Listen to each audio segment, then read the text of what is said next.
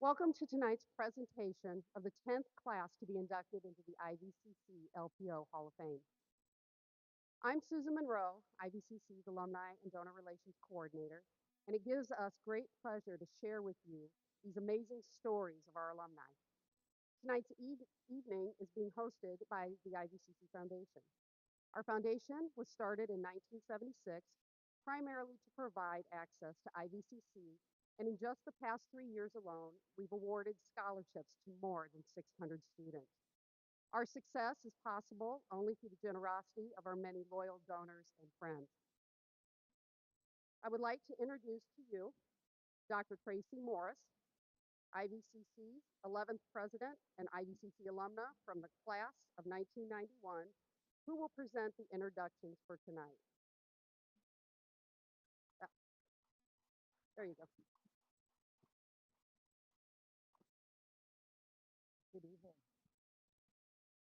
On behalf of IVCC, our foundation, and everyone connected to our college, it is my privilege to welcome you to the IVCC-LPO Hall of Fame induction ceremony. We are excited to present this event, which has been on pause since 2016. The foundation created the Hall of Fame in 2008 to honor our most influential alumni, instructors, administrators, and benefactors, all individuals of exceptional achievement. Tonight, we honor our inductees who are exceptional people, and each one is truly deserving of a place among the brightest stars in our college's illustrious 100-year history. It is inspiring to see that so many friends of Illinois Valley Community College could join us, and we are so happy that you're here. As I introduce our special guests, please, it's very dark, but please wave or stand briefly so that we can recognize you for the contributions that you have made to our college. Please hold your applause until each group is introduced. Our foundation directors, Foundation President Dr. Sue Schmidt, Foundation Vice President Bill Hunt, Director Ray Artiega, Director Jack Cantlin, Director Dave Conterio, Director Diane Kreiser, Director Jim Loveland, Director Kim Novak, I know she's here, Director Karen Nussbaum, Director Mark Pishka, Director Pat Siebert, Director Adrian Shore, Director O.J. Stoutner, Director Kim Zavada, and Director Bill Zenz. These directors serve without compensation and do a tremendous amount of work for our foundation. So please give them a round of applause.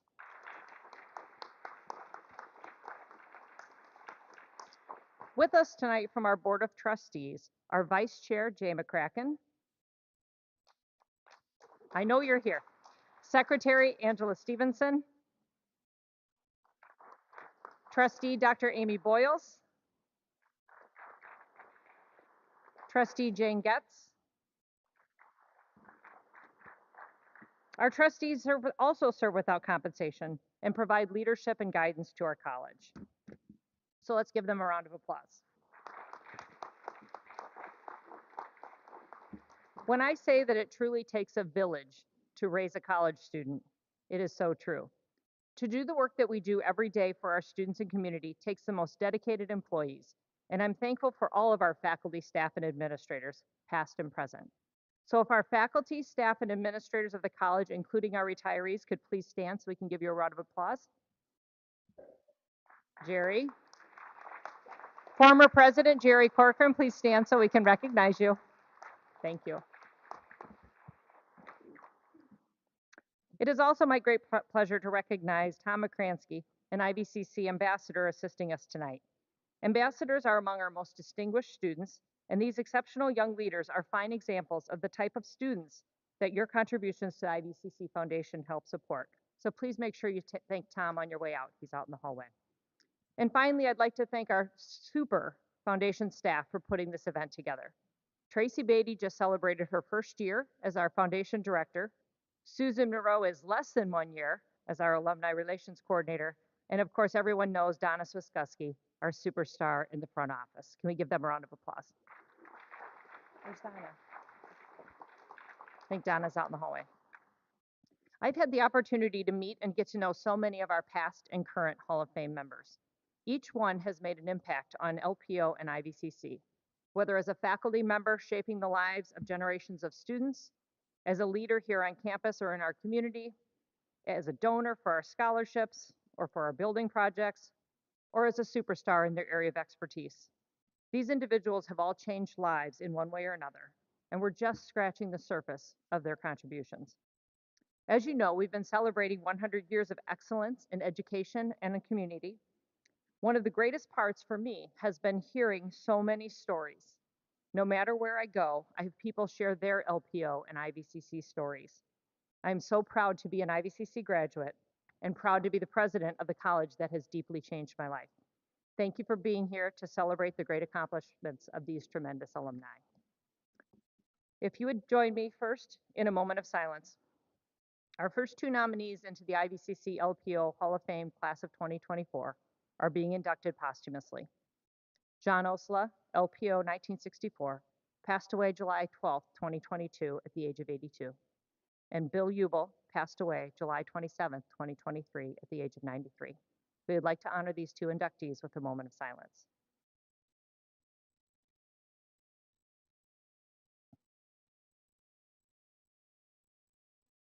Thank you. Our first inductee into the IVCC-LPO Hall of Fame class of 2024 is John Ossola, LPO 1960. Tonight we get to celebrate an alumni and a superfan who is connected to our college for over 60 years. John was a graduate of Hall High School in Spring Valley and grew up as the son of first-generation immigrant families. Early on, he had an interest in and aptitude for basketball and a little bit of fishing. John's most memorable days were at LPO Junior College, playing basketball for the infamous Coach John Strell. He played among players from LP, St. Bede, Hall, Mendota, and Depew.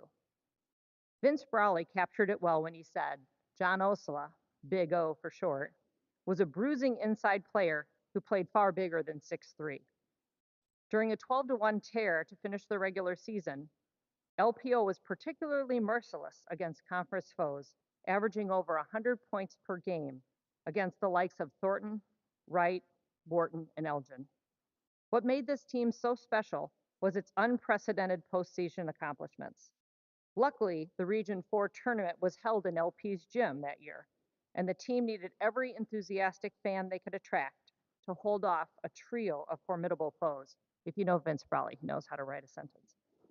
The championship game on March 13, 1959, before a frenzied throng of 1,500 fans, was dramatic. LPO bounced back from a 15-point early second half deficit to squeak by a cat-quick Wilson Junior College 94-93, thanks to a last-second free throw from John Ossola. Fans rushed to John and hoisted them on their shoulders. In that title game at LP High School's gym, John scored 23 points and grabbed 11 rebounds.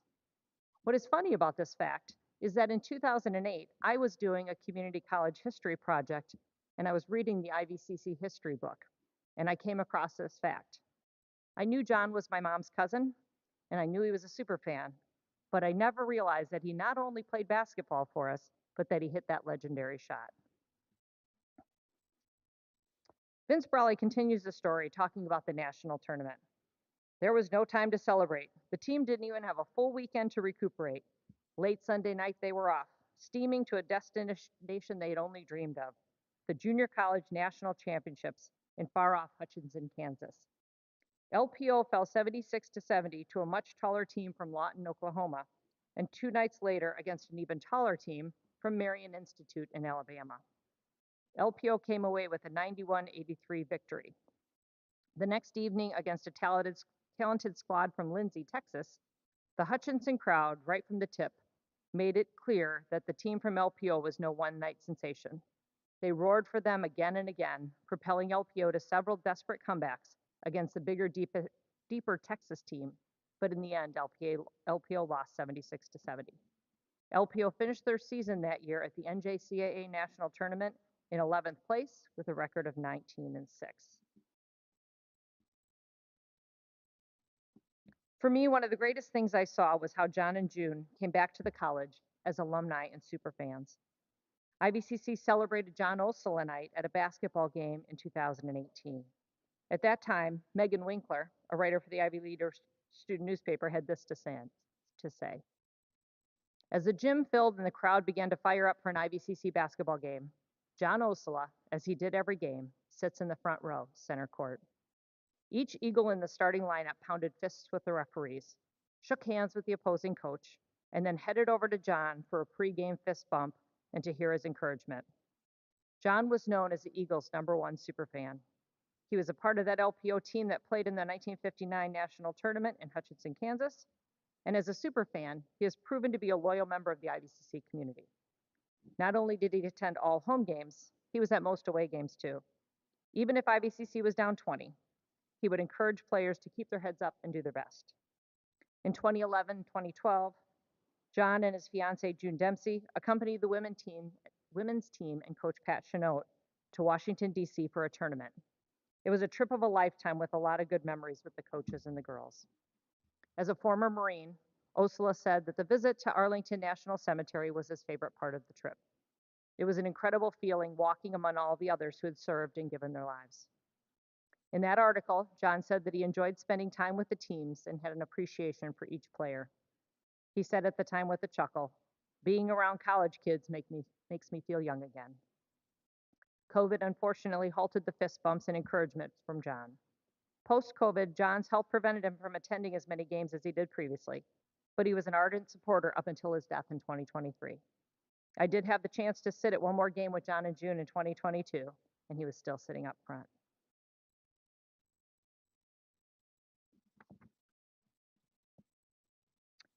John, along with his 1958-59 basketball teammates, was inducted into the 2011 IVCC-LPO Hall of Fame as a team for their incredible run to the national tournament. A memorial plaque in honor of Coach John Strell and the 58-59 basketball team was donated by Jack and Helen Wayland and erected in their backyard. John also had the chance to play semi-pro basketball before joining his family's business, J.W. Ossola Construction in Granville, where he retired in 1998. John served his country as a Corporal E4 in the Marine Corps and was a very proud veteran. He served in the United States Marine Corps from 1960 to 1963 in Korea. John was a member of Sacred Heart Catholic Church, the Marine Corps League, and the American Legion Post 180. And now we're going to hear from some very special friends that touched John along the way. Tommy Canale, previous IVCC head basketball coach and athletic director, is now the National Scout Director and Events Coordinator for Recruit Look in Las Vegas, Nevada. And Jose Ross Arteaga, previous IVCC and Rockford University basketball player, is now the Dean of Instruction at Mansueto High School. Hello, everyone.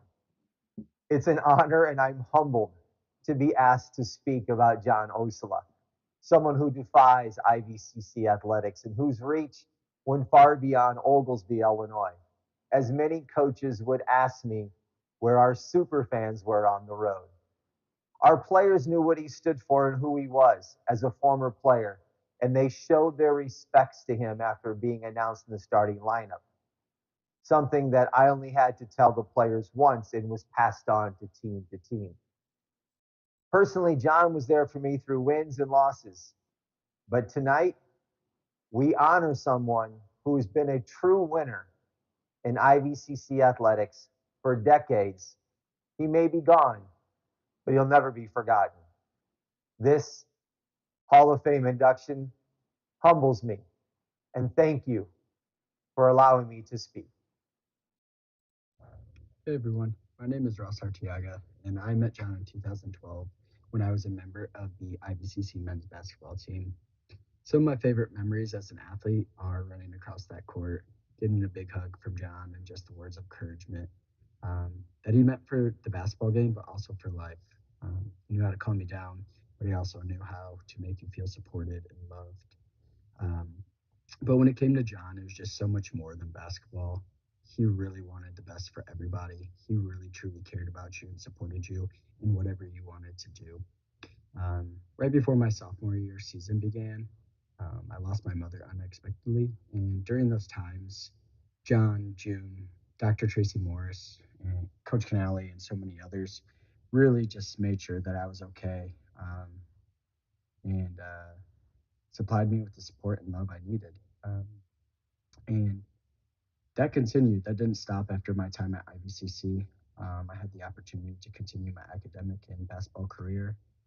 John and I continued to communicate through those times. And during my junior year, John and June, during a winter storm, traveled to see me play. Um, and they did the same thing my senior year as well. Some of the most memorable games that I've had, and just things I'm grateful for. But that was the type of person he was. He loved you and he made sure you knew it. Um, I'm just grateful for the time that I had with him. He is extremely missed, and I can't think of anybody else that should be honored with this than John.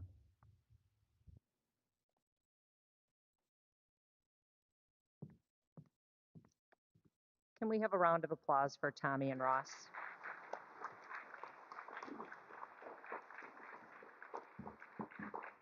They both really wanted to be here, but obviously with Tommy living in Las Vegas and Ross is running the Chicago Marathon tomorrow, he wasn't able to attend.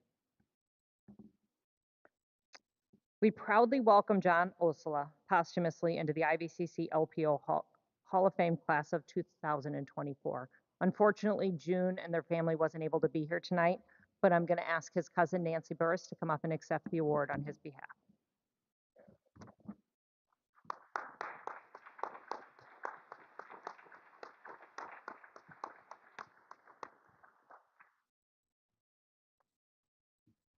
Who's also my mom. That helps.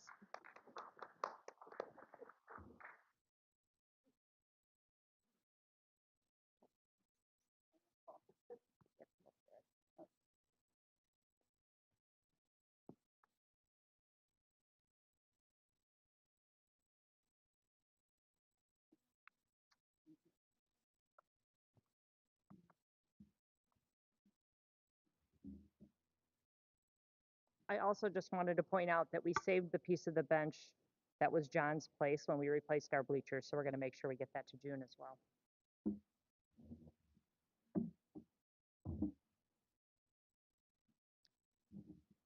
Our next inductee, it is my pleasure to introduce to you William Uebel, LPO, 1949.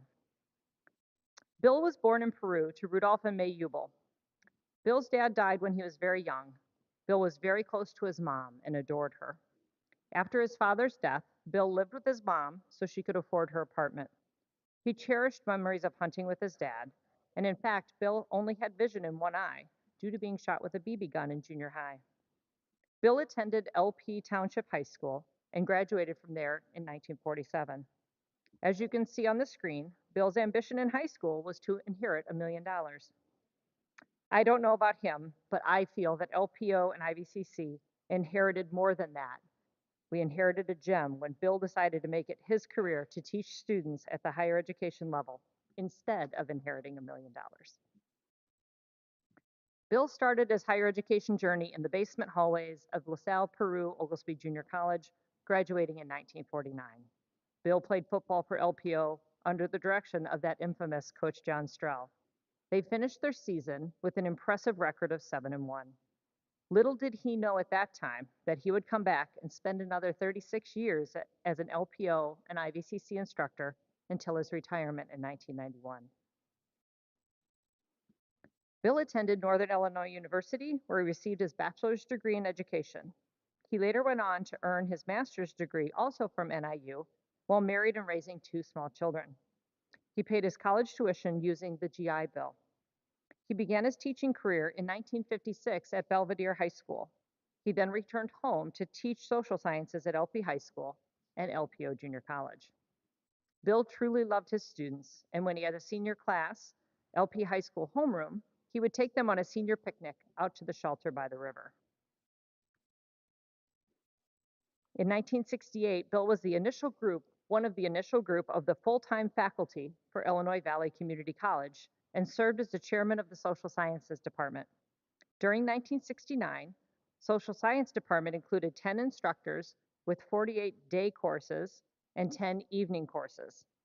Courses included history, political science, sociology, and psychology. Toward the end of Bill's reign, other programs were added to his division, including beauty school, child care, and the Sheridan Correctional Center courses. He was even over the nursing department for a while. Bill was highly regarded by his students, many of whom later thanked him for his great teaching that impacted their future. People would come up to his daughter Christine and tell her, "He was the best teacher I ever had. He was the most influential teacher I ever had. He put me on a road to success. My life going forward would not be the same without him." And the girls thought he was cute. That was probably why Bill's classes were so hard to get into. They would be the first to fill up. The picture in this slide shows students waiting in a long line of registration appointments at the temporary building, otherwise known as Plywood Tech, in hopes of getting the classes that they wanted. They were probably hoping to get into Mr. Uebel's courses. Bill's love for helping students learn would sometimes get himself in a pickle because he's always willing to take extra students above the course capacity, which he realized was not a really good idea because it was taking students away from other faculty. Bill was a dedicated and fair instructor, but was very strict, but he was respected by his students. He especially had a soft spot for the veterans and would say that if you would show up to class every day, you would at least get a C. Bill loved what he did so much that he only took one sick day until his retirement in 1991. That is impressive. Bill was honored as Outstanding Educators in America edition in 1970, and he served as the vice president of the IVCC Federation of Teachers. Bill loved to golf. In fact, his very good friend Ron Meany enshrined Bill on the cover of Golf Digest. Ron and Bill were also Cubs fans, and Bill would always call Ron Norm. Every March, Bill and Ronnie would spend a month in Naples with their good friend Ron and his wife Karen. There was nothing but golf and eating out for the entire month. Sounds wonderful. Bill would golf with anyone, even some characters from IVCC like Gil Meyer, Bob Schott, Jack Boswell, and Ed Anderson. That's a crew. Ronnie remembers one season Bill played 33 different golf courses in just one season. Bill even kept up with his hunting, even though he was shot with a BB gun in the one eye. Bill was respected by his colleagues, who especially valued his great sense of humor. If you happened to drop into the faculty break room, you would likely discover Bill eating homemade goodies, spinning some tall golf tails. His aptitude for beers and a cigar on the 19th hole at Deer Park were legendary, or talking about one of the 5 convertibles that he owned throughout the years. It's even been rumored that if it weren't for Bill, years ago, I might not have been hired for my first job here at IVCC. Rumor has it that Bill approached Dr. Bob Marshall and suggested he gives this young teacher a chance, even though she didn't have community college experience. He saw something in me, and fortunately, so did Dr. Marshall. He hired me, and as they say, the rest is history. Bill had 2 daughters, Christine, who is the eldest, and Holly. Bill must have had a powerful influence and love for education that both of his daughters went on to teach 4th grade for 35 years. Bill has 1 grandchild, William Daniel Uebel Lipinski, by his daughter Holly. Christine remembers her father started his career wearing a suit and then later a white shirt and a tie. He always said that your appearance mattered and that if you dressed for success, you will be successful. Christine never had to go to an advisor because her father always had her classes picked out for her. She remembered the time that she told her father that she wanted to go to Southern Illinois University because all her friends were going there. He immediately said no. Christine and Holly have special memories of taking their father for special dinner outings for his birthday and Father's Day every year, enjoying a very special bond with her dad throughout his life. Ronnie remembers having Bill as an instructor when she was a student, and she ranked him as one of her top 3 teachers. He was again influential to his students, and after finishing Bill's class, Ronnie changed her minor from French to sociology. She remembers how he shared a lot of information with you, and it stuck because you could apply what you learned. His information was fun and relevant, and he was always well prepared. You had to study hard to get a good grade in his class. About 10 years later, Ronnie met Bill down on Water Street, and they began dating off and on in the late 70s. Ronnie moved to Chicago for her job, and for 14 years, they would alternate weekends seeing each other. Bill had started off the relationship saying he would never get married, but he later changed his mind. Ronnie says that Bill had a persistent tenacity about him that would wear you down, and he did exactly that to get Ronnie to marry him in 1997. Bill was a United States Army veteran, having served his country from 1951 to 1953 before becoming a reservist until 1957. He applied for a position in Iceland, but his lower extremity problems would make him susceptible to frostbite.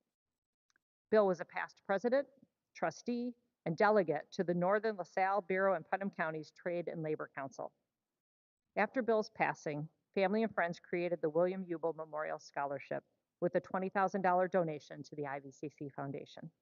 This donation will provide $1,000 a year to an IVCC student pursuing a degree in secondary education. It is my privilege to proudly welcome William Uebel posthumously into the IVCC-LPO Hall of Fame class of 2024. Accepting on Bill's behalf are his daughters, Christine and Holly, and his wife, Ronnie, and Christine and Ronnie will share a few remarks.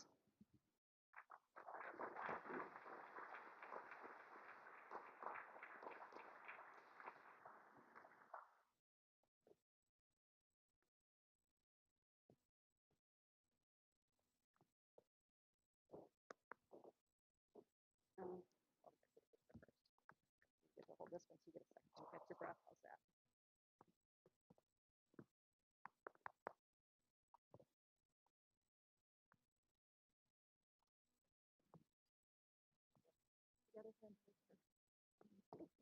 This is the most important. You have to come up to the light. You have to come up farther to the light. You still have to be in it, sorry.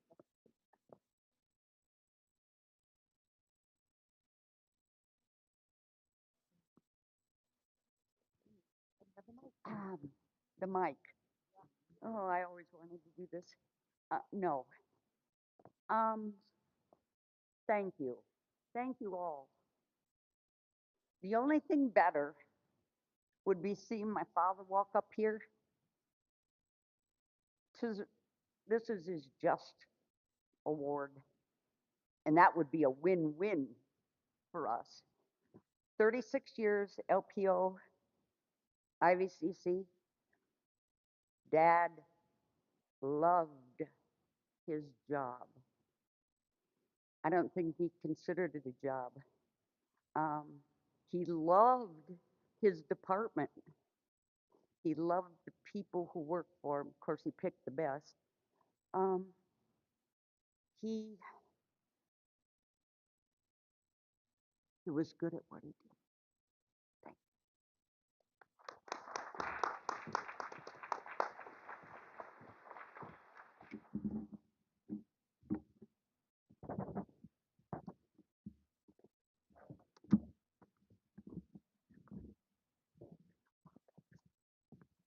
Thank Good evening. I'm Ronnie. Bill retired in 1991.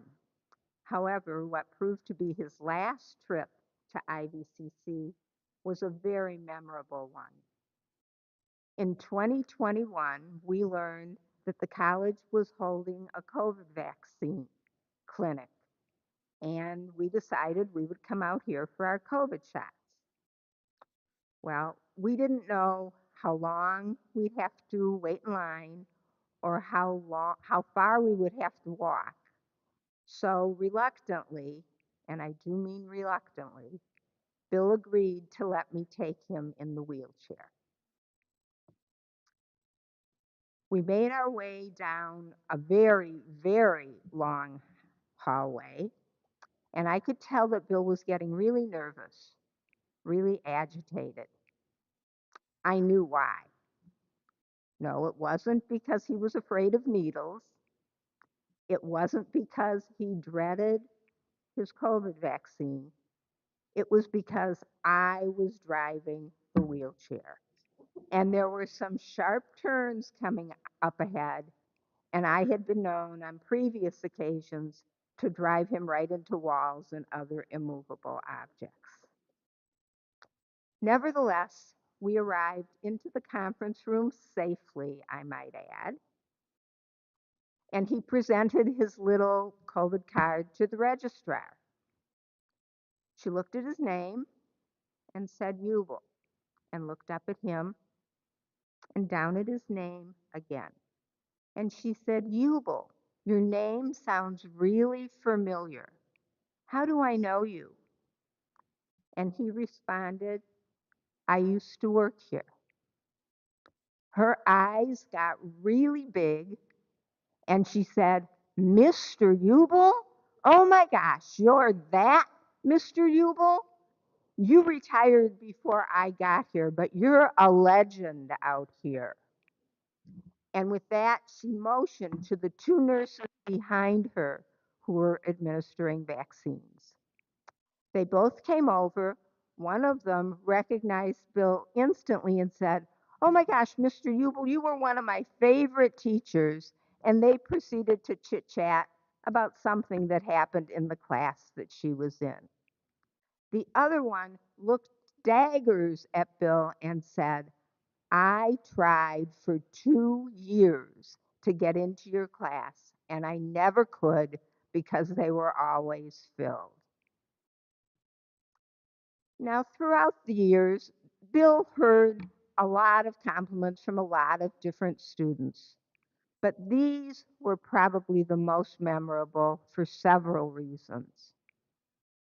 First of all, they referred to incidents that happened over 30 years ago, and Bill was hearing them and knowing that he had made an impact when he was in his 90s.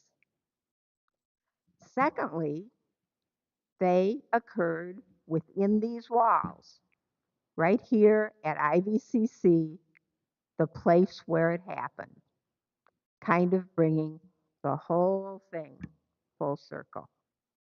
Cool. If Bill were here, he would be proud, humbled, and very, very grateful. I am pleased to accept this award on his behalf, and thank you from the bottom of my heart.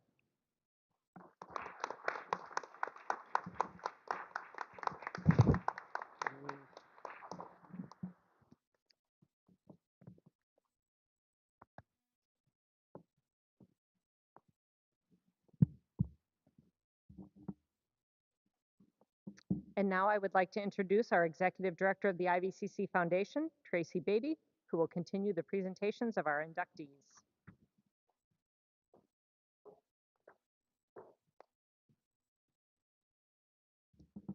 Hello, everyone. Our next inductee for the IVCC-LPO Hall of Fame, class of 2024, is Robert Eschbach. Bob Eschbach was born and raised in Ottawa on the west side with his parents and siblings. He was the oldest sibling and has two sisters and a brother. Throughout his childhood, Bob enjoyed spending time riding bikes all around Ottawa, Marseilles, and Utica with his siblings and cousins, all around all the cities, all around. Bob's father was a printer, and his mother started working once the children were in school. She worked at the old J.C. Penney as a clerk, then as a postage clerk, and finally at Snap-on Tools before retiring.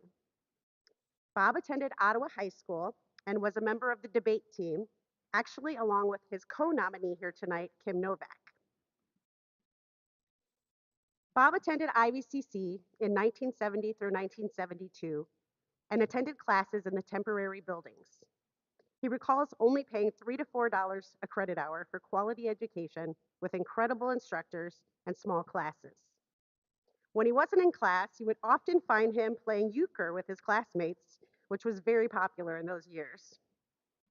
Bob worked throughout his time at IVCC at Snap-on Tools and managed to pay for school himself. It was only in law school where he finally had to take a loan from his father. At IVCC, Bob was a part of an award-winning debate team that traveled all the way to California to compete. The team brought home a custom 10th place trophy to present to the board of directors. But I will let Bob tell you more about that story. At IVCC, after IVCC, Bob attended Illinois State University, the University of Illinois Law School. He was recently reminded by a school friend, a law school friend, that he wanted to someday be mayor of Ottawa, even back then. Bob told his friend, "I'm going to be mayor someday," and they laughed. Bob had forgotten about that until recently. After law school, Bob moved back to Ottawa and began working for the Peter Ferracuti Law Office. But after a serious accident that left Bob in the hospital and many weeks of recovery, Bob decided to travel south in his Volkswagen Beetle. He spent 2 months traveling to New Orleans, Arizona, New Mexico, California, and Oregon. Once his adventure was over, he returned to Ottawa and started a practice with his fellow U of I law school colleague, Al Howarder. Bob has been a sole practitioner now for 35 years. Soon after returning to Ottawa, Bob became a founding member of a local citizens group that successfully fought the establishment of a hazardous waste landfill near Ottawa. He served as special assistant for the LaSalle County State's Attorney for land use and environmental matters for many years. He also served as commissioner of the I&M Canal National Heritage Corridor Commission, and in 2013 received the prestigious Boat Captains Award of the I&M Canal Corridor Association. Before becoming mayor, he served on the Ottawa Plan Commission, Zoning Board, and Historic Preservation Commission. Bob served the citizens of Ottawa as mayor from 1999 to 2019. As mayor, Bob promoted open and inclusive government. He invited residents to participate in creating a shared vision of Ottawa's future and the development and adoption of the city's first comprehensible plan. During Bob's term, thousands of jobs were created. The city's parks and riverfronts were developed, and the downtown was transformed into a vibrant destination. In 2013, the American Bloom organization recognized Ottawa with a special award for the most dramatic transformation of a downtown streetscape. Bob recently was awarded the Simon Edgar Statesmanship Award, which is presented to an elected state or local government official in Illinois who has demonstrated a pattern of public service, characterized by vision, courage, compassion, effectiveness, civility, and bipartisanship. This was the first time this award has gone to a local official and not someone at a state level. Among his many other awards and accomplishments, Bob is very proud of bringing the Lincoln Douglas statue and fountain to Ottawa's beautiful Washington Park. As the giant statue of Lincoln was being lowered to the platform on September 11, 2002, Bob observed a third grade class from a nearby school walk into the park to see the memorial. He knew at this time that his plan was working. Bob's passion for affordable education, particularly his work to bring an IVCC campus to Ottawa, has made a significant difference to the lives of many residents. In 2009, Ottawa purchased the former Century Bank building and renovated it to fit IVCC's needs. The campus remains today and offers transferable general education courses such as math, English, art, music, and psychology. In addition, allied health, a full CNA program, EMS paramedic courses, continuing education courses, GED, ESL, and citizenship classes. Since leaving office, Bob continues to serve his community and was a founding board member of the Starved Rock Country Community Foundation.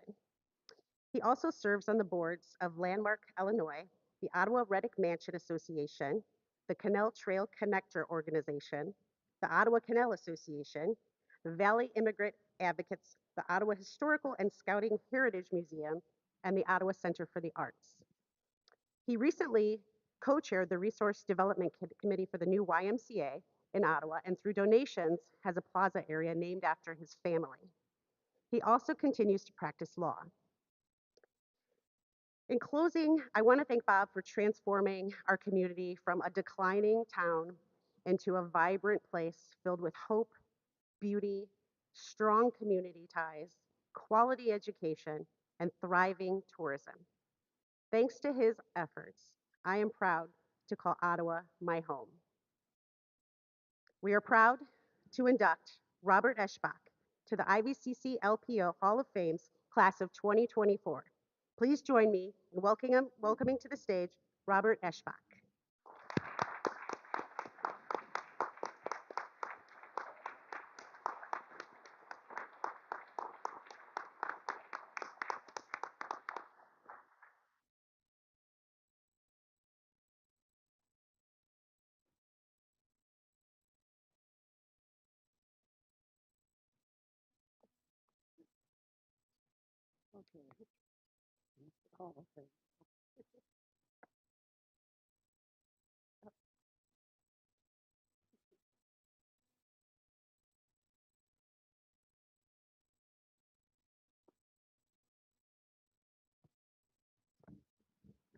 So thank you. As a former elected official, I like to say it's better to be inducted than indicted. And I want to use the few minutes I have here to kind of get something off my chest that I've been hanging on to since 1972, and that's about this whole debate team story. When I came to Ottawa, excuse me, when I came to IVCC in 1970, I joined the debate team, and there were four of us who got to know each other. We were pretty good. And then our second year, our coach approached us and said, "What would you guys think about going to the national junior college debate tournament in Los Angeles?" And I said, "Oh, yeah, we weren't real good, but we were pretty good."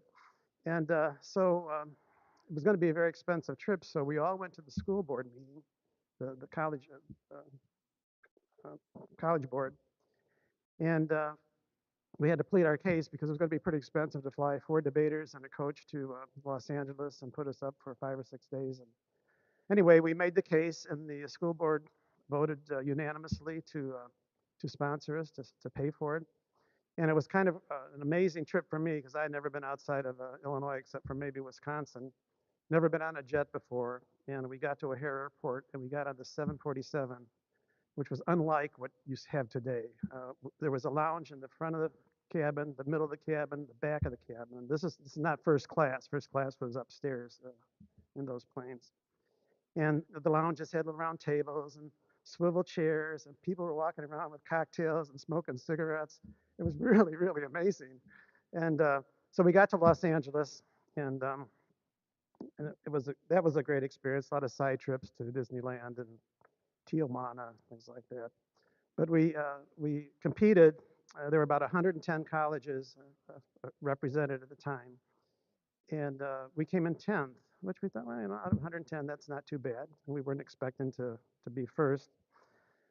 But on the way to the airport, um, I should back up. There were trophies top 8. Well, we came in 10th. Well, on the way to the airport, we were in this not a Volkswagen, but what do you call them? Wagons. Station wagon. That's right. That was the mode of transportation. And we're going to the airport, and all of a sudden, the coach pulls off the road and he pulls into some strip mall and says, "You guys, wait a minute, I'll be back." He goes in, comes out with a trophy about this high. And it has, 1972 Junior College Debate Tournament, 10th place, which was true. We got 10th.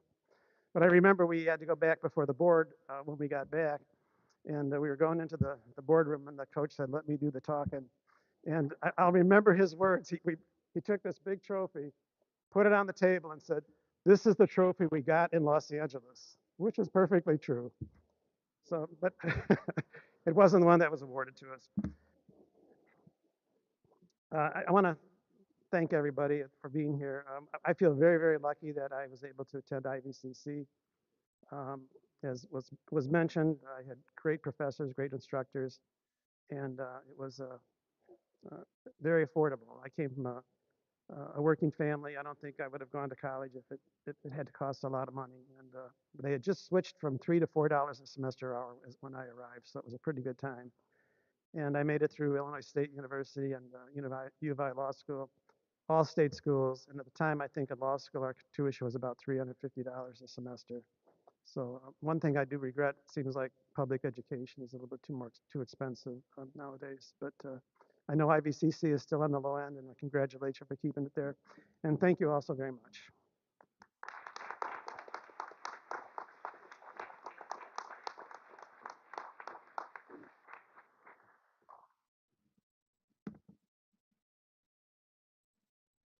Our next inductee into the IVCC-LPO Hall of Fame class of 2024 is Dr. Holly Novak, IVCC 1974. Holly grew up in the country outside of Grand Ridge, Illinois, with her older brother Carrie, her older sister Kim, and her parents, Bill and Bernadette. She started her education in a 2-room schoolhouse for 4 years and then attended Waltham School through 8th grade. where she rode the bus for 2 hours each day. Holly knew as early as 4th grade that she wanted to be a physician. However, she was always ready to be an astronaut and kept a toothbrush in her back pocket just in case NASA called. Holly attended Ottawa Township High School after Waltham, even though most of her friends went on to Mendota or LP high schools. After all, her father was everything Ottawa, being a football coach, history teacher, athletic director, and work co-op teacher. Her father was also an LPO junior college graduate, having met Holly's mother there and played football for the school. After the war, Mr. Novak hitchhiked to Western Illinois University and ended up playing football there. Holly credits her father for her success. Growing up as a female in the 50s and 60s, he never placed any limits on what her and her sister could do. Both Holly and her sister Kim wanted to go to professional school. Her father had been advising high school kids for years, especially his football players, and used the same advice for his daughters. Let's just start at IVCC and get your general education classes out of the way. Holly followed her father's advice and attended Illinois Valley Community College from 1972 to 1974. She credits IVCC for helping her to easily transition into a college environment. She worked 2 to 3 jobs during her time at IVCC and had to catch rides to work and to school because she didn't have a car. She has no memory of how she made it here every day. All she knows is that she came, she studied, she left, and she worked and repeated it the next day. She started in the temporary buildings known as the barracks, spending most of her time in Building 6, the science building, where it was always hot in the summers and cold in the winters. She was able to take 1 class in the new building before graduating. Holly graduated as a Thomas J. McCormick Scholar. Holly fondly remembers Bob Byrne, chemistry instructor for 31 years, who had so much patience with his students. He is a teacher that she will never forget. Bob unfortunately passed away earlier this year. Holly has met so many women through the years that had so many limits placed on them because they were women. But she said, I was incredibly lucky that I never felt that. After IVCC, Holly attended the University of Illinois to complete some additional basic classes like organic chemistry and embryology. She went on to attend the newly developed Southern Illinois University's medical school. SIU's School of Medicine was established in 1970 to assist the people of Central and Southern Illinois in meeting their healthcare needs. Holly was among the 5th medical school class there. She was able to finish medical school in 3 years by attending classes for all 12 months of the year. After medical school, Holly started in family practice in Rockford and soon realized after a year that she was not suited for family practice and began considering cardiology. While in family practice, she will never forget hearing a cardiologist talk about the beginning of defibrillation, saying that he had patients hold the handles while he flipped the switch on the other side of the room. Holly finally decided to study cardiology and says it was her privilege to see cardiology grow from its infancy, from the beginnings of angioplasty and the amazing medications we have now today. Holly said it was an amazing trajectory of medicine as well as cardiology. OSF St. Joseph's Medical Center in Bloomington, Illinois, was looking to start a cardiology program. Holly began working independently as a cardiologist at St. Joseph's for 5 years and on call constantly to build their programs. During this time, she developed the first cardiac catheterization lab at St. Joseph's. Holly, along with her first partner, Jim McCriskin, started an open heart program at St. Joseph's. In conjunction with the cardiovascular surgeons from St. Francis in Peoria and Bloomington, it was determined that Bloomington had a large enough population here to support the services of bypass and angioplasty, saving a patient a trip to Peoria. This was all before the beginning of stints in 1992. She was named the first woman president of staff at OSF St. Joseph.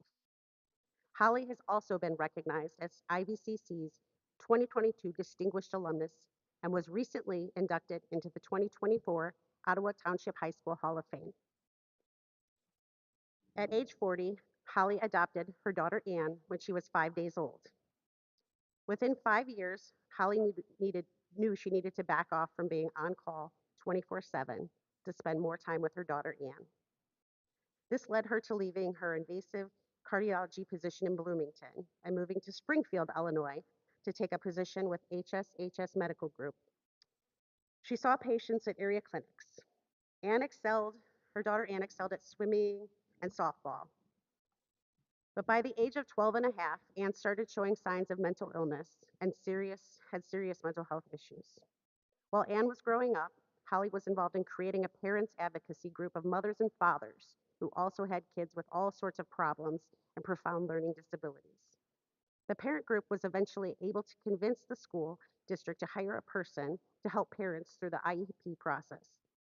In addition, the group organized a day-long conference addressing the process of getting through an IEP and 504s, as well as tools for raising your child with special needs, and how to be the best advocate for your child. The conference grew to 300 attendees, drawing speakers from multiple disciplines from across the state. One thing Anne taught Holly is how to deal with patients with mental illness and how not to be afraid of them. Because of Anne, I was not afraid of them anymore. Holly dedicated herself to the Parents Advocacy Group. She is a member of our 21st Century Scholar Society at IVCC, which supports through scholarships our most promising second-year students. She is dedicated to supporting our students. Holly also delivered the keynote address at the college's 57th commencement ceremony of 2023. Today, Holly is enjoying retirement and spends her days gardening, exercising, traveling, and baking. She just recently returned from France and loves taking her baked goods elsewhere to disappear. She has fond memories of her years at IVCC and feels it was a great kickstart to her career. Today, Holly says, "What I appreciated so much about being a physician was my interaction with patients and being able to change their lives. One of the amazing things with medicine is the incredible medicines that we have today that effectively treat cholesterol. You are taking care of these families whose father passed away at 42, and you can give them a longer life because of the incredible advancements." We are so proud to induct Dr. Holly Novak to the IVCC-LPO Hall of Fame's class of 2024. Please join me in welcoming to the stage Dr. Holly Novak.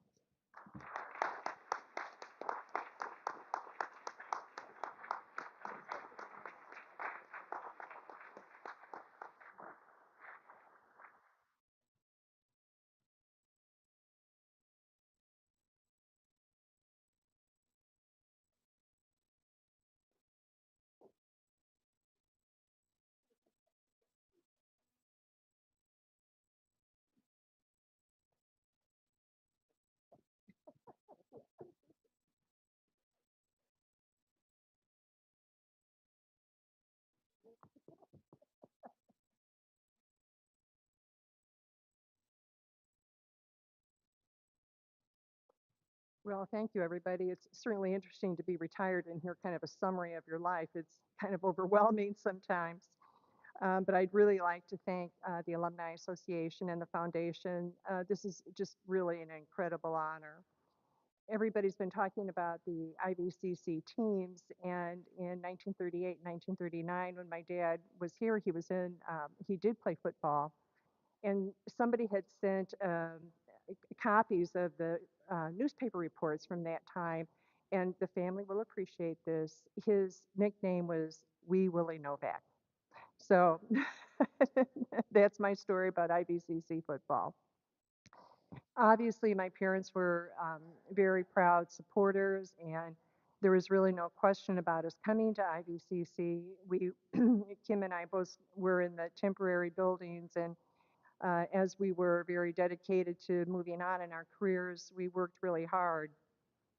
And I didn't realize what an advantage it was starting in IVCC till I went to the University of Illinois, and I walked into a 300 level chemistry class, and it was in an auditorium like this, which made me think, where do they do freshman English? On the football field? It's like a 300 level class was in an auditorium. And that's when I really appreciated the individual attention and the small classes that we had here at IVCC. Um, and what I really have come to appreciate, and we've already spoken a lot about this, is the unique position that community colleges are in communities to support the man-hour needs for manufacturing, to support the professional needs of communities. And the other thing is, I was on a professional course, but community colleges also have that ability to provide students of all sorts of ages, all sorts of aptitudes, with all sorts of dreams, to give them a path to success. And that's something that I'm always very proud of, and I've always been an advocate for community colleges. I could not be more proud to be an alumni of IVCC, and again, just thank you very much for this award.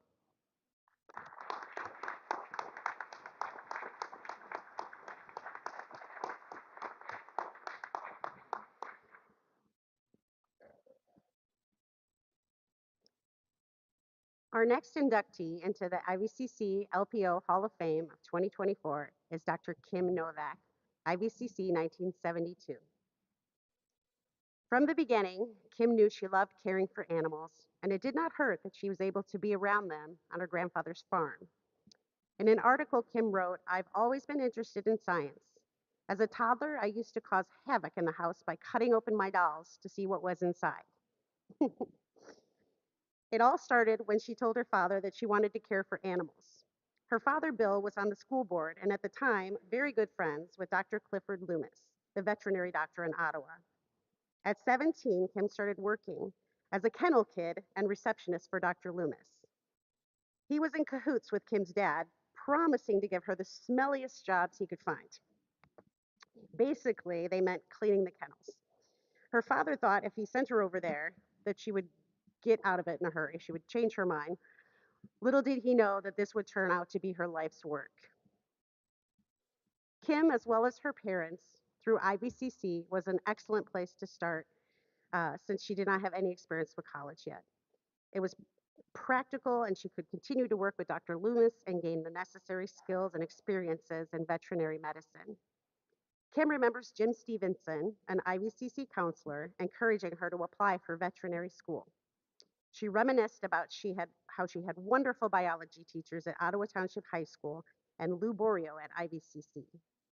She maintains that both IVCC and her high school were instrumental in preparing her for the future of veterinary studies. Kim graduated as a Thomas J. McCormick Scholar. To earn the college's highest academic achievements, McCormick's maintain a minimum 3.7 grade point average with at least 14 hours over 3 consecutive semesters. Kim went directly to the University of Illinois School of Veterinary Medicine at the age of 20. She was one of the youngest and also among the first women in the School of Veterinary Medicine. Dr. Loomis, her mentor, was among the first class of U of I veterinarian school. Kim graduated and began assuming her duties with Dr. Loomis. In 1976, 7 years after being a kennel kid, Kim started practice with Dr. Loomis, who gave Kim her first experiences in the vet clinic. Kim began assuming much of the small animal responsibilities since Dr. Loomis was busy that summer with farm calls. Kim was the first woman veterinarian in a multi-county area.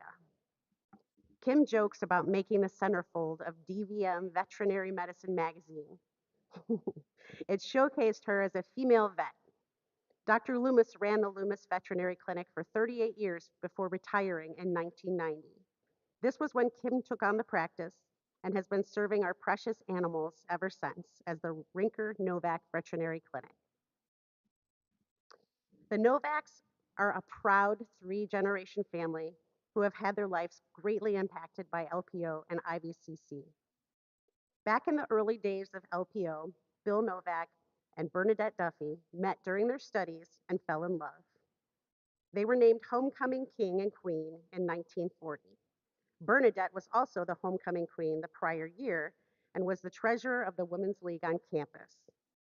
Bill and Bernadette were married and began the legacy of LPO and IVCC as a cornerstone of their family's education. All three of Bill and Bernadette's children, Kim, Holly, and Carrie, attended IVCC. Both Kim and her sister Holly attended IVCC before completing their doctoral programs. And then Kim's daughter, Dr. Caitlin Rinker Brandner, and her son, Brian Chapman, were the third generation IVCC students, with Caitlin following in her mother's footsteps, becoming a veterinarian. We just hope that we see Emma, Kim's granddaughter, in 17 years. Kim talks about her and her husband, Gus Rinker, as partners in everything. She being a partner in the farm and he being a partner in the vet business. Gus was the support of Kim when she needed to be there for her son and work every night for 2 hours with him on homework. Gus would take Caitlin to the cattle shows or wherever else she needed to go. Gus and Brian would also participate in parades promoting the veterinary clinic. Brian would be on a small tractor looking like he was pulling Gus in his big tractor. The signs and veterinary clinic said, "Pulling your pet through the tough times." Kim shares her love of the field with students through tours and job shadows, and she has employed many high school kids throughout the years to give them the experience like she had. Holly's Kim's sister said that Kim teaches her high school students a work ethic and respect for people and animals. As Kim says, the experience helps students make or not make the right career decisions. Kim's clinic has been home for rescued and abandoned animals for more than 40 years. Holly remarks, "Kim worked hard to find many of these animals a home, and I would know since many of them ended up at my home as well as my friend's home in Springfield." Kim also served her community as a 4-H leader, cooking breakfast at the fair, volunteer veterinarian for Grundy and LaSalle County fairs, teaching CCD, pet project, volunteered to develop plans for FEMA for pet rescue emergencies, served on the Ottawa Foundation and State of Illinois Special Education Parents Advisory Board. And today, Kim is a dedicated director of the IVCC Foundation, where she also serves as vice president, also served as vice president. She is also a member of the 21st Century Scholars Society. Kim and her husband Gus set up a scholarship in 2011 honoring their family and friend Jim Carpenter. The Carpenter Rinker Novak Family Scholarship awards a sophomore student studying a STEM related field. They support 2 students at $1,000 per year. Today's Kim's practice consists of a brand new 5,400 square foot building on the south side of Ottawa, serving both small and large animals with state-of-the-art equipment. Kim talked about how instrumental Gus was in the construction of the new facility. He checked traffic patterns and was there almost every day of the construction. Kim and her dedicated staff moved into the new facility on November 2017. The original building was located north of the current building, closer to the river. Gus was also instrumental in getting their Streeter facility up and running. We are so proud to induct Dr. Kim Novak to the IVCC-LPO Hall of Fame's class of 2024. Please join me in welcoming to the stage Dr. Kim Novak.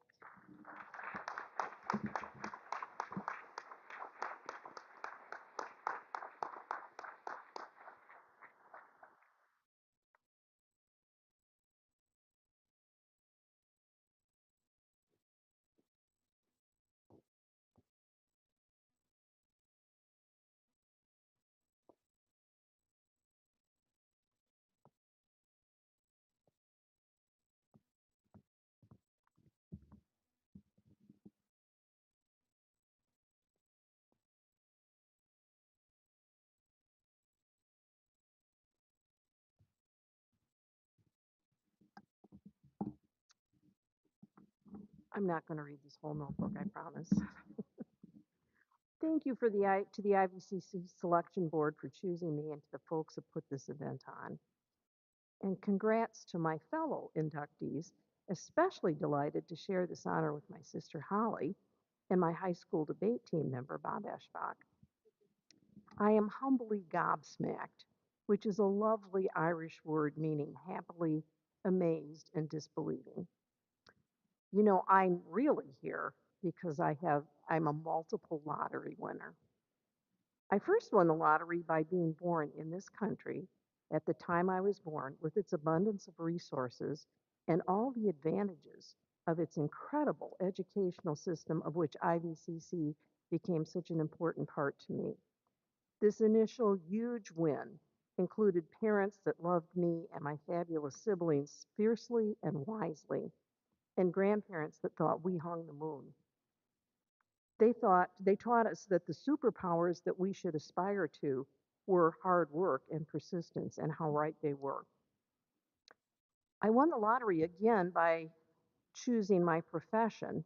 Veterinary medicine is such a huge, multidisciplined field that I found a niche that I could sink my fangs into. That's a little veterinary humor, get it? Fangs, yeah. Um, and I could develop my own interests. And almost half a century of dedicated and fun coworkers have made it daily a joy. I won the Powerball Mega Millions when I married Gus Ringer. Incredible and humorous partner in life, parenting, and business. Whatever we've accomplished together is so much more than I could have done by myself. The kids, one of whom I have the two kids, one of whom I have the pleasure of working with every day, were also jackpot wins. I also won big with granddaughter Emma Rose, and I think she hung the moon. Many people have been part of another mega win for me, but three in particular stand out. My dad, my Aunt Arlene, and my husband.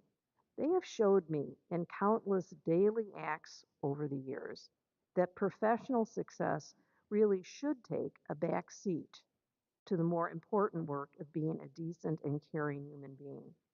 They were and are the people that I want to be when I grow up. They ingrained in me the absolute importance of baking the cookies, sending the note, delivering the chocolates, listening, hugging, showing up to help when you know that it's needed. At the end of the day, no matter how many surgeries are done or how many patients seen, how good the books look at the end of the month, it's those simple acts of celebrating people that always seem to be the most important.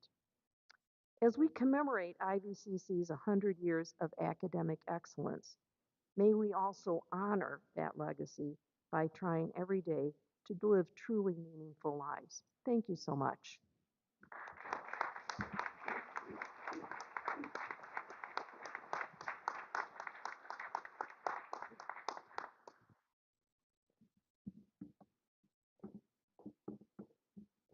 And now I would like to introduce Susan Monroe, Alumni and Donor Relations Coordinator of IVCC from the IVCC Foundation, who will continue to conclude the presentation of our inductees.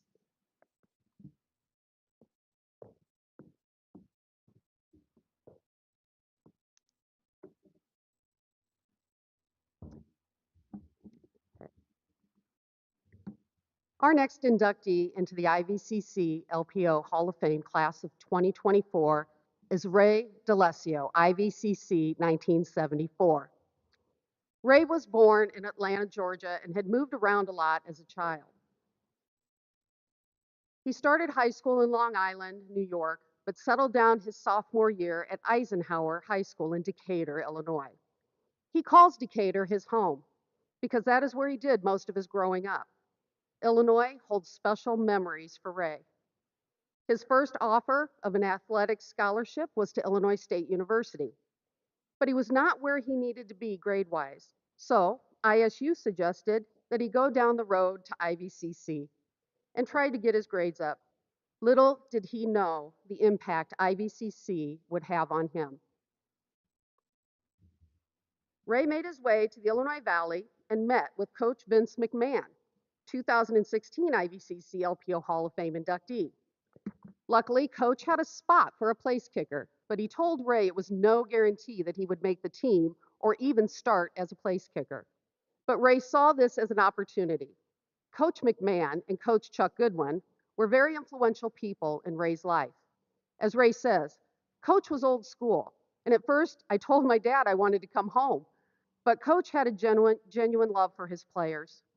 He taught you life lessons, that life is not all roses and you are going to have difficulties and ups and downs, and how you handle it will determine how successful you are in life. Ray remembers almost hitting Coach with a punt and Coach saying, "Delesio, you hit me with that football one more time and you are going back on the first bus to Decatur." And for those of you who know Coach McMahon, you know that he was very colorful in how he probably said that. Toward the end, Coach and Delesio developed a really strong bond because Coach knew he was a hard worker and did not take shortcuts. In the fall of '87, IVCC needed at least a 12-point win over Triton for an automatic berth into the Region 4 playoffs, and as a place kicker, Ray booted a 22-yard field goal for a 24-12 victory. This was actually the second field goal because the first one was nullified due to an inadvertent flag. McMahon was quoted as saying, "The kid had guts enough to make two of them in a row." To stand there with the playoffs on the line and make two in a row, well, I think he showed a lot. There aren't too many kids who could do that. Winning this game led the IVCC football team to winning the Midwest Bowl in 1987, which I'm excited to have the trophy there. And Ray still has his ring from that game. Ray remembers walking into Coach McMahon's office and Coach telling him, "You need to call this guy. It is a good opportunity for you." It was a Division I school, Eastern Illinois University, looking for a kicker. Steve Smith, who is here tonight, Ray's high school football coach, had led an EIU recruiter to Ray, who was looking for a running back and kicker. After a visit with his parents, EIU sold him on it. Ray walked on in the summer of '89 so he could work out and they would see him on the field and putting in all of the work. In the fall of '89, Ray had to pivot his punting skills. College place kickers would no longer be able to kick off the block. And Ray had never done that kind of kicking. Luckily for him, he was getting the ball off the block quicker to win his spot as EIU's place kicker. Ray finally turned his academics around at EIU because now that his core courses were out of the way, he was finally taking classes that were going to be a part of his life.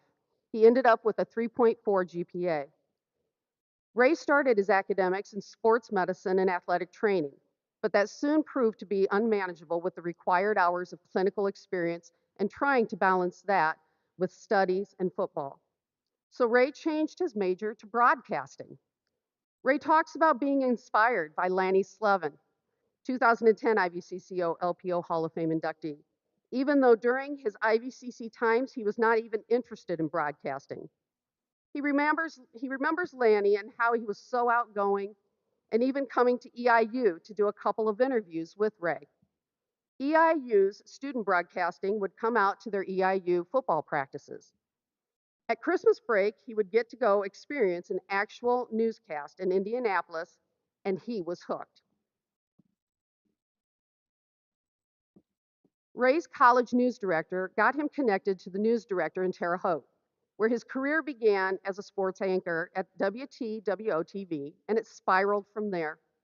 Ray moved on to Toledo, Ohio, producing and hosting the Gary Blackney Show of Bowling Green University football and weekend sportscasts. At WXIN in Indianapolis, Ray co-produced and hosted the Sunday morning Indianapolis Colt pregame show and race preview shows for the Indy 500 and Brickyard 500.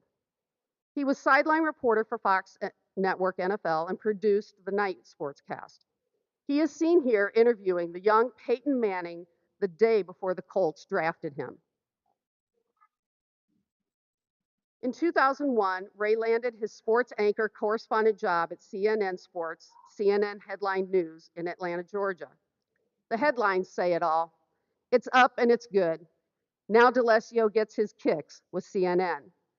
For 4 of those years, Ray was morning sports anchor on Morning Express with Robin Meade and covered many national sports events like Kentucky Derby, Belmont Stakes, NFC Championship, NLB All-Stars, Dayton 500, and PGA US Open. Ray is seen here interviewing English business magnate Richard Branson at the Kentucky Derby. Or is it Richard interviewing Ray? Ray branched out from sports to get experience in news broadcasting. That helped him with where he is today, anchor, senior producer, and supervisor at Farm Monitor Television in Macon, Georgia. Ray and his wife Martha have been together for 32 years and celebrated their 30-year anniversary August 6th of this year.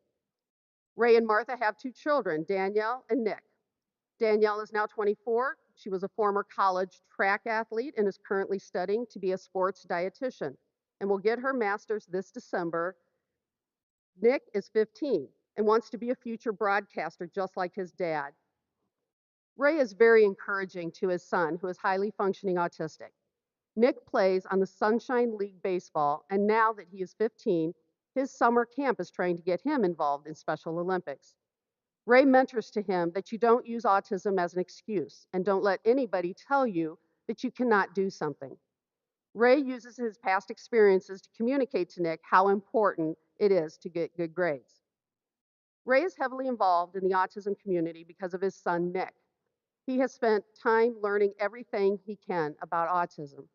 About 5 years ago, while Nick was in public school, the school was going to revamp the location of special needs children who had been in the same school for 4 or 5 years. Ray, being experienced with media, was the spokesperson for the parents of these students to speak to the school board about how these students are structured and they need normalcy and routine. It is very difficult for them when you throw them off of that routine. Today, Ray has been with Farm Monitor Television under the Georgia Farm Bureau for over 21 years. It was his wife who found the job on Indeed, looking for a local farm show out of Macon was looking for a producer anchor.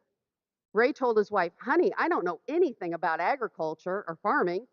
And she replied, "You lived in Decatur, didn't you?" He was interviewed and hired, and within a week of meeting with farmers and doing the stories, he fell in love with it. Ray says farmers are the hardest working individuals he knows. They are down to earth and genuine. They will give you the shirt off their back if possible. No one understands what these farmers go through and how much money they spend and the loans that they have to take out every year just to operate. They rely on those profits to pay it off, and when they don't get the market value, they are putting out more than they are getting, and your heart breaks for them. Or even a natural disaster that wipes out their whole crop. Ray asks, "Why do you keep doing this?" And the farmers say, "It is in our blood. We accept the challenges and hope that God is going to provide the following year." His segment, Georgia Farm Monitor, airs on Sunday nights on the RFD channel at 10:30 p.m. Central Standard Time. Ray and his team won a Gabby Award in 2023 for excellence in broadcasting from the Georgia Association of Broadcasters. It was for their work 2 years ago on Cuba regarding the embargo between the US and Cuba. They did the whole show from there.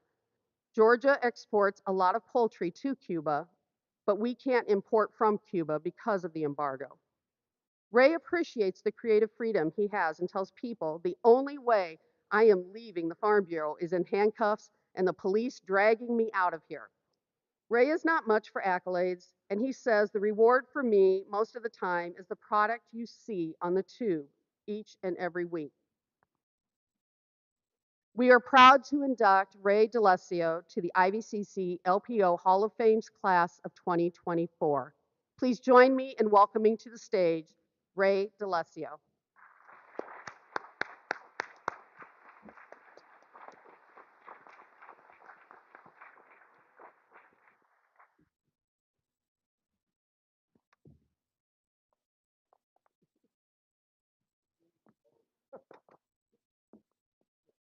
Come on.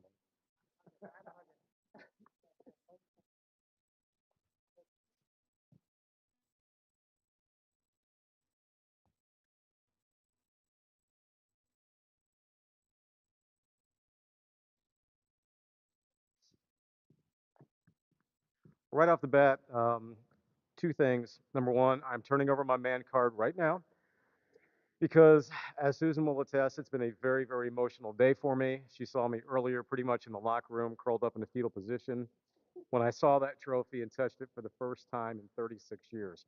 So hopefully I can get through this. Number two, I usually like speaking from the heart, but I do want to be mindful tonight to our other recipients and colleagues, so to speak. So I did prepare something. And with that said, here we go in less than 2 minutes, hopefully. So first and foremost, I do want to thank my wife, Martha. Without her support and countless sacrifices, none of this would be possible. For 32 years, like Susan mentioned, she has been my rock. She has been my best friend, and none of this could have happened without her. Also like to mention my two amazing kids, Danielle and Nick. Unfortunately, all three could not be here tonight, but they're always in my heart, and I know they are hopefully watching from home. To the selection committee, everyone involved. I've never been one to seek personal accolades, as Susan mentioned, but thank you so much for this incredible honor. All my success in life has been the result of a team effort. Couldn't happen without them. I owe so much to so many people, including my former teammates. Also want to congratulate my fellow inductees. Your accomplishments, as I was looking at them on paper, they far exceed anything I have ever done or ever will do. So congratulations to all of you, and it's such an incredible honor to stand here with you guys tonight. It really is. To mom and dad, thank you for allowing me to pursue my dreams. You braved some extreme conditions to be my number one fans, and whether it was high school or college, I always knew where you were in the stands, and I always knew you were watching at home on the TV. To my brother Ed, who's watching this tonight, thank you for putting that football in my hands at an early age, and for beating the living heck out of me in the backyard, and for beating me up even worse when I cried about it or threatened to tell mom and dad. To my sister Donna, thank you for disobeying dad, who at first did not want me to play football. Yet you defied him like you often did, and threw that little 6-year-old in the car and signed him up anyway, and the rest, they say, is history. To all my coaches, you helped shape me into the man, the coach, the father, the husband, the professional I am today. To my Illinois Valley coaches, thank you for believing in that cocky 18-year-old kid from Decatur, Illinois. Coach McMahon, you broke me down. You shredded me to pieces, but you always built me back up with love and encouragement. As a former coach myself, it was a style I emulated: stern, fair, and inspirational. To my high school coach, Steve Smith, thank you, coach, for always believing in me, for purchasing the tools that I needed to help develop into the college kicker, and also for guiding Eastern Illinois to take a look at me as I finished my time there. You know I love you like a second father. Thank you for being here tonight. And lastly, to the people of Illinois Valley, this community, this school, it means more to me than you will ever imagine, as the tears start to flow now. Thank you for having me back. Thank you for the incredible memories. And at the risk of offending anyone, God bless. Go Eagles. And go Apaches. Thank you, seriously.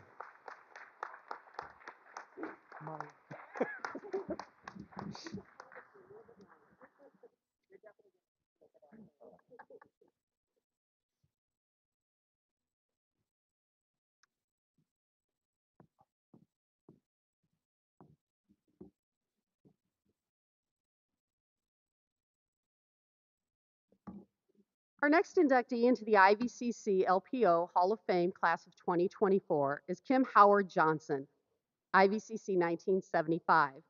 Howard was born and raised in Ottawa, Illinois, and graduated from Ottawa High School. He began testing out his theater skills in high school when his friends tried to get him interested in auditioning. He participated in some smaller roles in high school and the youth center show. It was not until he came to IVCC and all of a sudden he was getting the lead roles.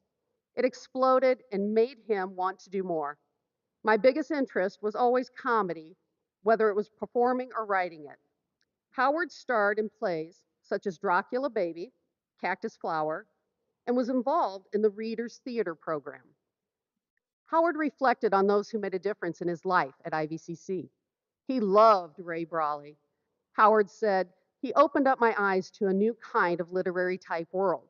He would talk about the New Yorker, and he talked about everybody like Robert Benchley. One thing Howard was warned about is every now and then Mr. Brawley would get up and say, 'Okay, an A for the semester if you can tell me.' And then he would ask an impossible question. Well, Howard was able to answer his question. Mr. Brawley asked, "Who does Pat Oliphant do cartoons for?" And Howard replied, "The Denver Post." Mr. Brawley looked shocked, but said, "Okay, you get an A for the semester, but you still have to do the work." Rosemary Lynch was the advisor of the student newspaper, and Howard did a media column in the school newspaper about music and plays. Howard had two very influential teachers that inspired what he has done since his years at IVCC, Bob Howard and Jim Jewell. Bob Howard was the theater teacher and director at the time. He directed Howard in his first two plays. They had a double feature with a 15-minute, three-actor, one-act play called A Phoenix Too Frequent, of which Howard played the soldier, and Antigone. He also performed in Dracula Baby, which was a musical comedy. Jim Jewell. He was the advisor and directed the Readers Theater, a student activity. They teased each other a lot, and Howard really loved Jim's attitude. Howard said, "I learned so much about theater, and his love of theater passed on to me." Howard was interviewed for the documentary, "Thank You, Jim Jewell, for the Use of Your Piano," directed by Reed Thomason, of which Jim's one-man play was presented this last Thursday for the documentary. I was honored to be able to experience a little of who Jim was and look forward to the documentary. Howard also had the opportunity to do some theater with Jim at Stage 212. Howard started his comedy journey by studying at the Second City in Chicago. He went through the 3 8-week programs and wondered what was next.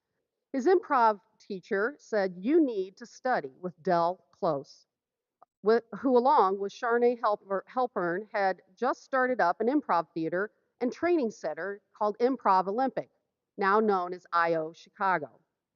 Howard met Del at a Christmas party, and when Del asked what he did, Howard replied he wrote for Starlog, which was an American monthly science fiction magazine, and he wrote for Fangoria, an internationally distributed American horror film fan magazine. It was the Fangoria that got Del's attention, and that is where their friendship started, and it continued up until Del's passing. Howard began studying with Del at Improv Olympic. The first friend he made there was Bob Odenkirk of Breaking Bad and Better Call Saul, who later went on into stand-up comedy. He is still friends with Bob today. Howard stayed with Improv Olympic when they started performing slow comedy, now called The Herald, which is a long-form improv. He was on the first house team. Once he hit the top there was nowhere else to go with it. Howard wanted to branch out for more. And along come the Monty Python years. As Howard's wife, Lori, puts it, it started with a letter penned to Monty Python during Howard's senior year of high school, with their faithful reply to, "Drop by any time if you're in England." Howard flew to London and presented himself to the cast.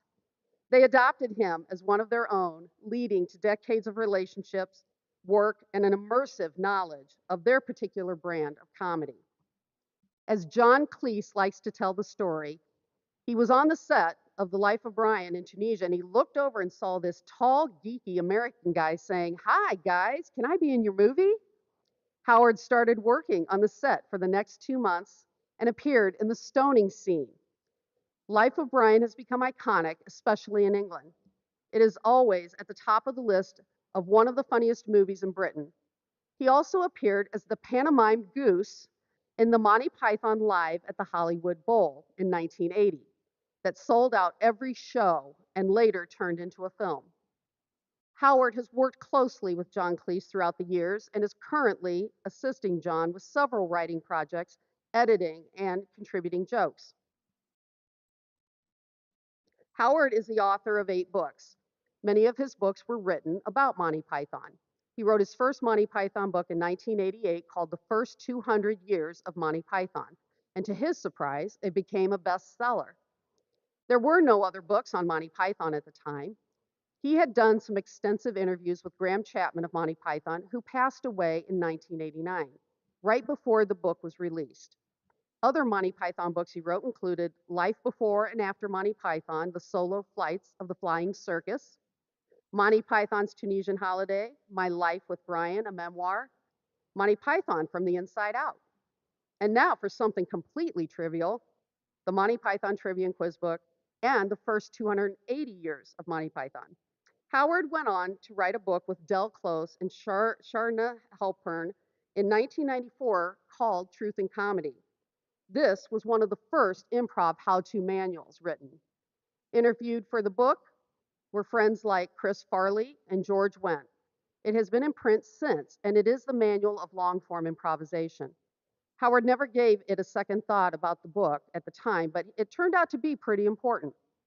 Howard may be the only IVCC graduate to achieve immortality by having his Truth and Comedy book featured on The Simpsons and promoted by Homer himself. He also wrote a biography of Del Close, the funniest one in the room. Now, for a little game show trivia, Howard appeared on Who Wants to Be a Millionaire in 2005 and won $250,000 with the question, in 1960, what author stabbed his second wife, Adele, with a penknife during an argument at a party? Anyone with the answer except Howard? Okay, it was Norman Mailer. Howard used his phone a friend with Bob Harris, who said, who said the answer before all the choices were even read. And prior to that, he had been on The Weakest Link and won $12,000. The top three pictures here are Howard's family. In the picture on the left are his son Morgan, Rogney, and wife Lori, his grandfather holding him, and then his mother and him under the Carol Burnett sign. Howard has met so many friends along his journey, many of whom you might recognize in these pictures.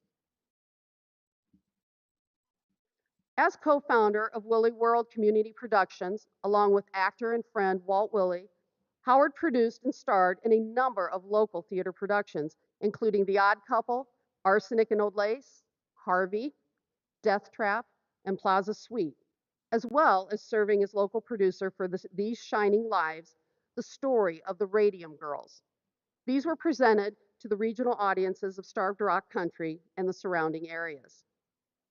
Howard also appeared in numerous community plays produced at IVCC, Stage 212, Ottawa Community Players, and Engelling theaters. Howard was honored to deliver the commencement address at IVCC's graduation in this spring, 2024. Eager to share his knowledge, he has conducted improv workshops for the IVCC Theater Department, working with Dr. David Keister and Don Grant Zelmer.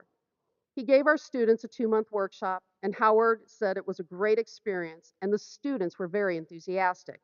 They did some improv performances at IVCC and Karis Mansion. Howard has also served on the Deer Park School Board District number 82 and as board president, was a trained Skywarn volunteer for LaSalle County, and a volunteer for LaSalle County Emergency Management. Much later in life, Howard discovered that he loved teaching. Currently, he teaches TV comedy writing all throughout the main improv theaters in Chicago and New York, and had done workshops with Terry Jones of Monty Python in New York and London. He currently runs the Comedy Lab, which is an online TV comedy writing school. Howard is currently working on an oral history with the guys who started the committee in 1963, and they are almost forgotten, and they should not be. People like Peter Bonners from The Bob Newhart Show, Howard Hessman, Carl Gottlieb, who wrote the movie Jaws, and Rob Reiner. Not all were household names. The committee lasted 10 years, and they started doing long-form improvisation. Howard says that's where it all began, and most people do not know that. However, they will when I finish the book. We are proud to induct Kim Howard Johnson to the IVCC-LPO Hall of Fame's class of 2024. Please join me in welcoming to the stage Howard Johnson.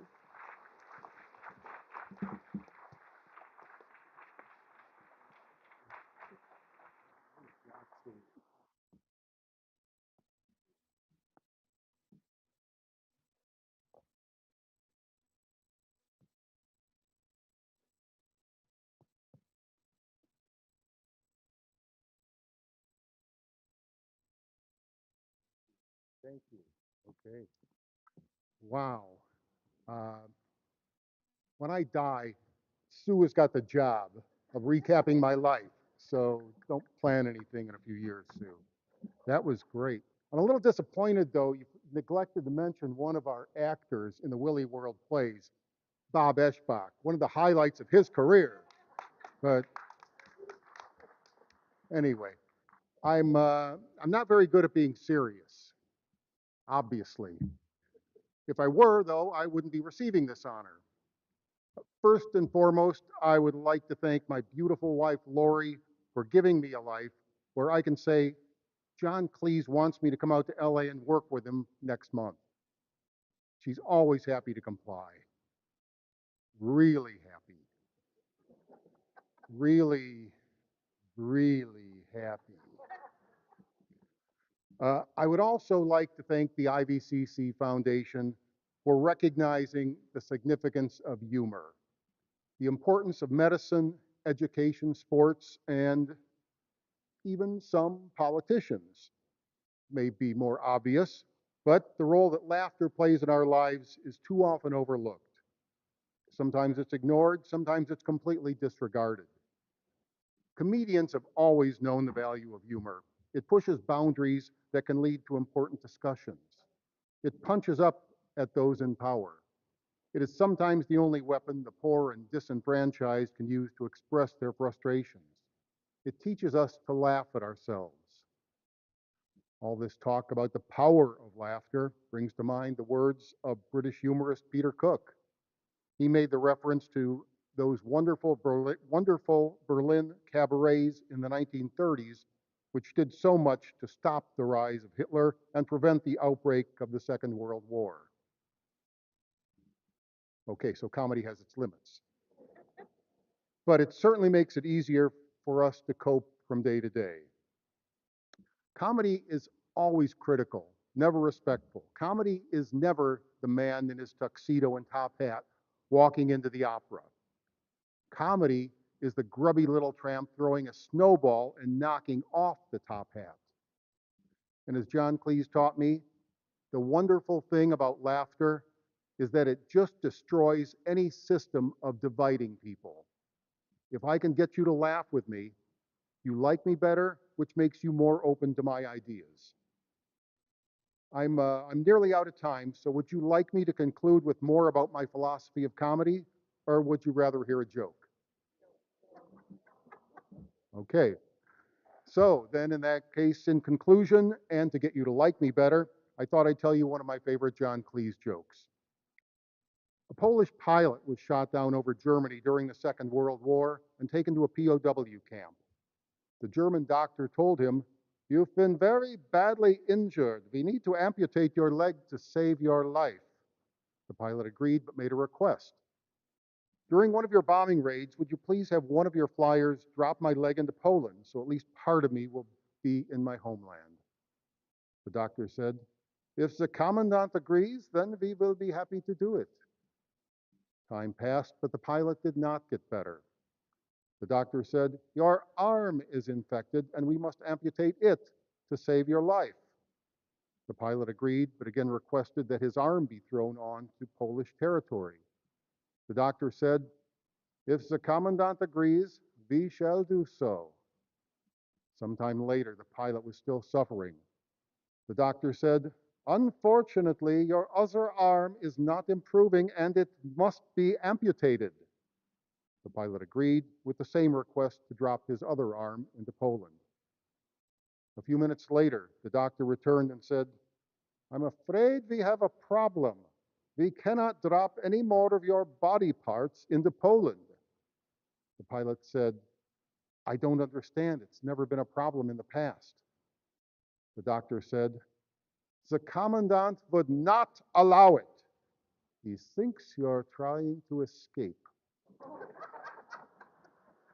So I thank you. I thank the IVCC Foundation. I thank everyone at IVCC. Such a wonderful school. Thank you, all of you. Good night.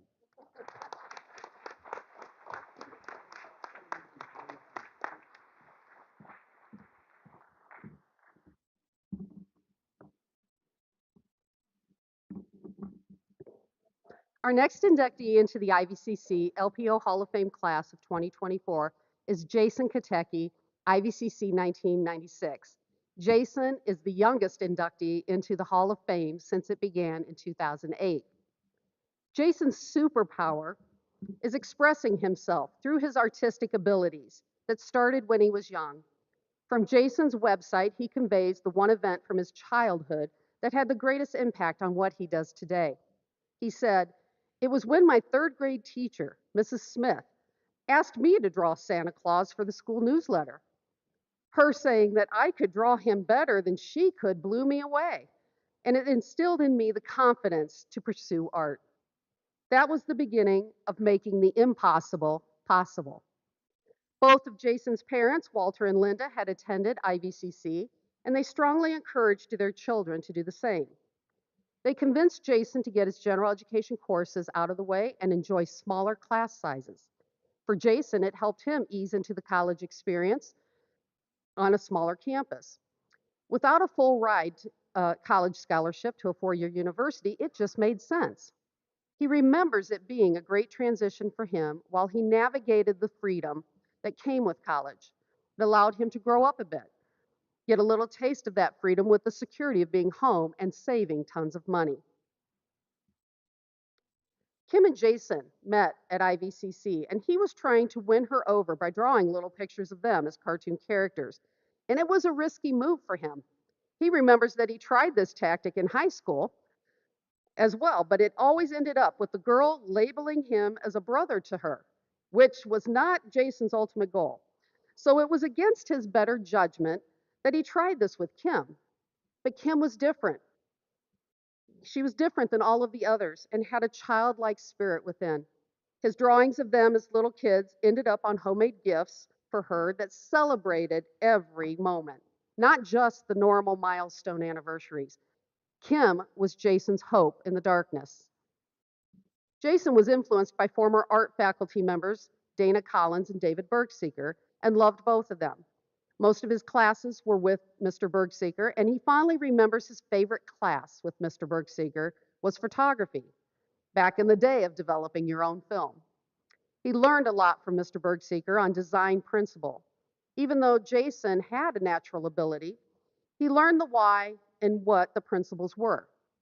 This was a huge foundation for his next step to Northern Illinois University. He was able to hit the ground running due to a strong community college art program. He was on par, if not far ahead of the students at NIU. Mr. Bergseeker was a mentor to Jason, giving him responsibilities he took seriously. Jason said, "When you have a mentor that gives you responsibility, it is a big deal." Mr. Nord was also encouraging to Jason. As a counselor, Mr. Nord helped him to figure out what he needed to transfer to NIU, and it was a seamless transition. Jason shared that he and his friends submitted designs for the new IVCC logo. But, Jason, I hate to tell you this, that you both lost to an Illinois Valley native that had owned his own design firm for 16 years. Jason knew after seeing the design why it was chosen. And Jason kind of informed me of how the logo and how its meaning came about. And I didn't even know that. So this is the middle there. The IVCC current logo is still being used today. The logo has the white I in the middle with the purple V outside of it. I think the editorial staff of the student newspaper thought they should have won with their logo depicting the true meaning of college, beer and euchre. At some point, Jason was asked to visit Ottawa to do a presentation of his artwork, and he brought a homemade calendar he made for Kim. And people at his presentation started asking if they could buy the calendar. This added more hope for Jason as to maybe there is something to his artwork. Jason continued on to NIU, earning his Bachelor's of Fine Arts with an emphasis in illustration. At NIU, he submitted a comic strip to the newspaper there called Kim and Jason, like Calvin and Hobbes and Peanuts, which ended up getting rejected. However, persevering, he ended up getting a sports comic accepted for the sports page. For the years he was at NIU, he created a daily sports comic as a part-time job. But he kept working on his Kim and Jason comic strip and spent years trying to get that out into the world. The News Tribune ran the comic for 1 year, and Jason did this for free for exposure. Jason and Kim began their business by selling his art as greeting cards and prints at craft shows, cheese shows, and sold some to retail stores. It did not take off like they had hoped, but connections helped to get Jason out to schools teaching cartooning workshops. And the best part, he was being paid for something he liked. He met someone who worked for a church, and they said, if you can do a program and capture the attention of the kids while also speaking to the adults, you will be in demand. And she was right. Jason and Kim began traveling around the country speaking to various churches, and he would incorporate some of the artwork into his speech of having a childlike faith. Kids liked the message, but the real message was for the adults and how to help them escape adulthood. Jason is a CSP, Certified Speaking Professional, through the National Speakers Association, and only 12% of speakers worldwide have this designation. CSP is the profession's highest earned international measure of platform competency. Using humor and emotion with 1,000 plus organization, he speaks throughout the United States and Canada, having only 2 states he has not visited as a speaker. He speaks to audiences sizes from 15 to 2,500. He speaks mostly to helper professions like healthcare, educators, social workers, and others to beat burnout and become more innovative and creative, to strengthen the team dynamic, to achieve success and accomplish what was once thought impossible. His most humbling and rewarding speaking engagement was in Washington, D.C. for COPS, which stands for Concern for Police Survivors. Jason has been the opening keynote, lunch keynote, and closing keynote speaker for many conferences. In 2021, he was the keynote speaker for the National Speakers Association National Conference at Caesars Palace in Las Vegas. This was his kryptonite. Jason remembers attending these as a baby speaker, and on the stage were Hall of Famers, best-selling authors, and the best of the best. And I kind of joked with Jason in regards to, wow, a speakers at a speakers convention. I bet there was a lot of talking going on during that. Jason's artwork has been collected and licensed all over the world, and his insights have been featured in publications like Inc. and Woman's Day. Jason is an author of 7 books, with 1 being translated into several languages. His most recent release was in 2023 called Must Be Nice, Your Guide to Growing Beyond the Compare Game. He is currently working on completing his first children's book, The Penguin Who Flew, set to release at the end of 2024. In 2020, Jason co-founded Wonder and Whimsy Society, a membership community for their followers. Our very own IVCC staff member, Angela Dunlap, is a member of that society and took pictures this year at Wonder Night. More of Jason's accomplishments include his TED Talk and American Family Shoot. Even IVCC staff had the privilege of enjoying his talks and art at one of our development days many years before. Jason and Kim have 3 children, Lucy, Ben, and Jenny. The Kotecki family is an IVCC legacy family, with Jason's parents, his brothers, and their wives having all attended IVCC. Thank you, Walt and Linda, for encouraging your children and trusting us to provide them with a quality education. Jason has served as a volunteer for the Make-A-Wish Foundation of Wisconsin since 2002 as a wish granter, assisting wish children and their families throughout the process of receiving their one special wish. He also hosted a fundraising event for the chapter in Madison, Wisconsin. In 2002, Jason began donating 3% of all the product sales at Escape Adulthood to charities that help meet the needs and improve the lives of children all over the world. Eventually, he added revenue earned from speaking programs into the mix, increased the percentage to 5%, and has since focused primarily on their giving relationship with Compassion International. As of 2024, Jason has been thrilled to donate $147,000 plus. Jason is active in his faith and church and is a lector at his current church. Kim, Jason's wife, summed it up best. Building the business Escape Adulthood from scratch was no small feat. Jason has persisted consistently as an entrepreneur, a self-taught professional speaker, an author of 7 books, and a visual artist. Risks were taking, and many didn't work out as planned. Debt and loss was often seemingly insurmountable, but Jason exercised tenacity and faith year after year, surviving the challenge of the first few years. The 2008 recession, the challenge of having 3 children in 5 years while growing the business, as well as surviving the pandemic financially as a business that lost 90% of its income going forward in March of 2020, with events being canceled across the board. Jason gracefully pivoted to the virtual speaking platform after self-teaching himself audio and visual skills to not only persist through the global pandemic, but also thrive. It has been a 25-year leap of faith, with the peak of the mountain moving again and again to higher points of climb. The journey has tested his character and faith, and he continues to grow, learn, and succeed with humility and gratitude. Jason's dream came true. He is now in his dream house by the lake in Sheboygan, Wisconsin, in his dream studio, spreading his talent and joy. We are proud to induct Jason Kotecki to the IVCC-LPO Hall of Fame's class of 2024. Please join me in welcoming to the stage Jason Kotecki.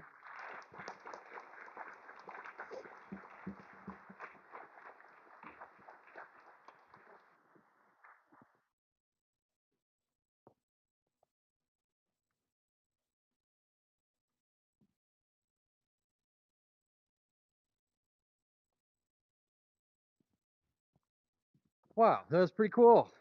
You should have someone do that for you sometime. That's pretty awesome. What game are you playing? That's a question that I ask a lot of my audiences. And one of the things that strikes me as I've heard all of these amazing inductees is such a diverse group, right? But each one is, they were pretty clear on what game they were playing, what mattered to them. And, there's twists and turns along the way, but in order to play the game you want to play, you have to say no to a lot of other things and you can't get distracted. And it's really easy to compare yourself to people playing different games. But I always like to point out that Stephen Curry doesn't beat himself up because his golf game is not as good as Phil Mickelson, because he's playing a different game. I was very intentional about the game that I was playing from day one. I wanted to use my talents to make a living doing what I loved and make the world a little bit better. I don't know if this is going to be a shock to anyone, but when you go into art, it's not like there are people lining up to give you a job as soon as you graduate. So I knew that it would probably require a little bit of extra work and probably to be an entrepreneur. I want to thank, as was said, David Bergseeker and Dana Collins, who are my instructors here. They were amazing, and I learned a lot from them. I want to thank my parents for encouraging me to go to IVCC. It was huge. And I want to thank my brothers. Doug is here with me today. He actually graced this very stage as Charlie Brown in You're a Good Man, Charlie Brown. He is amazing. And my brother Dan, who's watching as well. They keep me humble, and they make me want to be someone that's worth looking up to as their big brother. I want to thank my wife, Kim. All of the things that were shared up there, none of it would have been possible without her love and encouragement and support and all that. And then, of course, my kids who are here who constantly cheer me on and make me want to be a better person. IVCC helped me give me a foundation for my education and freedom. Because it gave me the financial runway to pursue my dreams, which honestly took a little bit longer than I anticipated. You know, when you're young and enthusiastic, you're like, this is going to happen like this, and it didn't. And so if I had been saddled with all this student debt, I probably would have had to give up long before I achieved anything worthwhile. But as I said, when you pursue a path of entrepreneurship, you're not as concerned about achieving things that look good on a resume. And so I don't have a shelf of awards or degrees of fancy titles, but I do live with my family, and I live in a beautiful home in my dream studio on the shores of Lake Michigan, and I make a living doing what I love, bringing life and light to a dark world.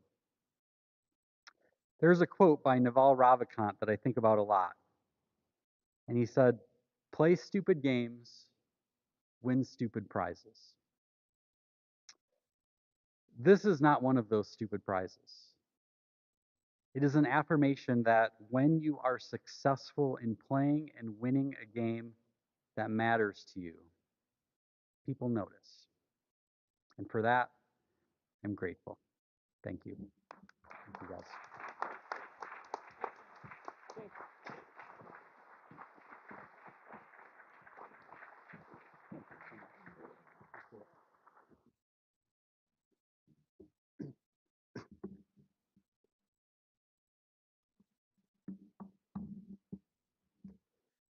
Our next inductee into the IVCC-LPO Hall of Fame class of 2024 is Richard Rick Sipovic, IVCC 1972.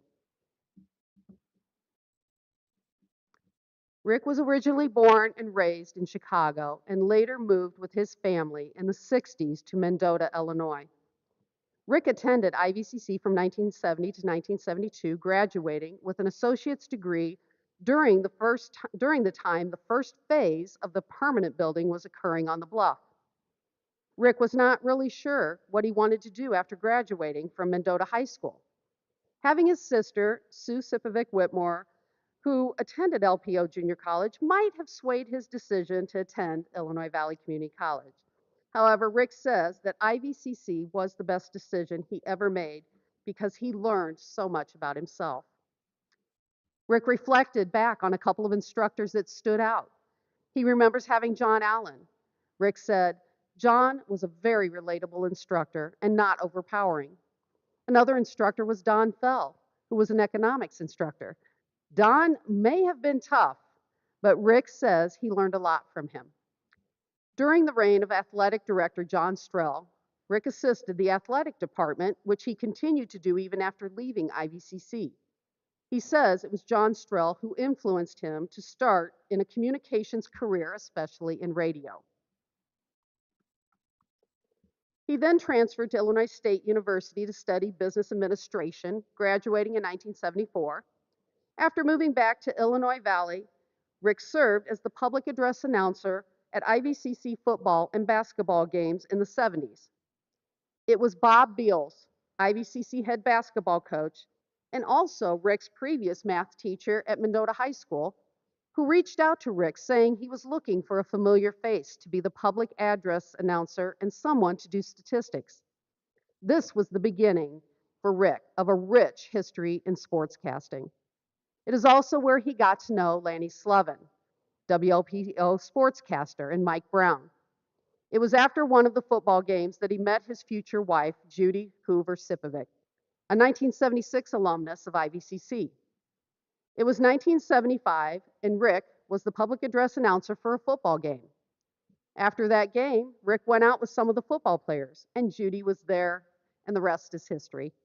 They were married the following year in August of 1976. As time went on, Rick became more involved in radio.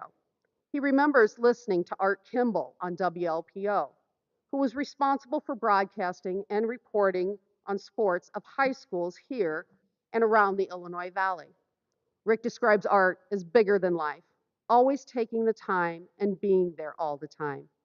Art Kimball was the Lanny before Lanny Slovin.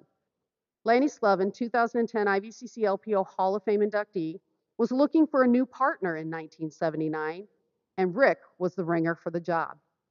Lanny and Rick would spend the next 34 years together until Lanny's retirement in 2013. Lanny had this to say in the News Tribune article by Kevin Klum.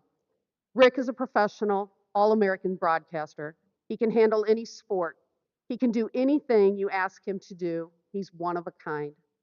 He's a natural jokester. He has a great personality. Rick learned so much from Lanny in those years, such as learning how to over-prepare for the games that they would be calling, and Rick would always be ready when Lanny needed a number. Lanny and Rick's friendship grew and continues to this day. Lanny wanted me to say something profound like a poem from Robert Frost, but instead he composed his own heartfelt poem. Only you will understand this humor. There once was a man from Mendota who liked to drink Mountain Dew soda. A good friend for 50 years, but please hold the cheers. I've got to make a confession. I just came for the dessert reception. After Lanny's retirement, Rick picked up another teammate, Pat Chanot, former IVCC women's head basketball coach. Rick and Pat spent 8 years on air together before Rick's retirement from sports broadcasting in 2024. Rick estimated that he broadcast close to 4,000 contests. Rick remembers a gentleman coming up to him to say thank you for broadcasting the games. Rick could not understand why he was thanking him. He was just doing his job. However, Rick was humbled when the gentleman explained, "My mother could not go to the games, and it was your broadcast that she enjoyed listening to." Rick's broadcasting career was not full-time, but it was constant. He started his professional career as a job coach through Comprehensive Employment and Training Act, and then worked in a variety of sales positions, including automotive and radio advertising. He also worked in local banking and loan departments at both LaSalle State Bank and Peru Federal Savings Bank. He retired from sports broadcasting in 2024.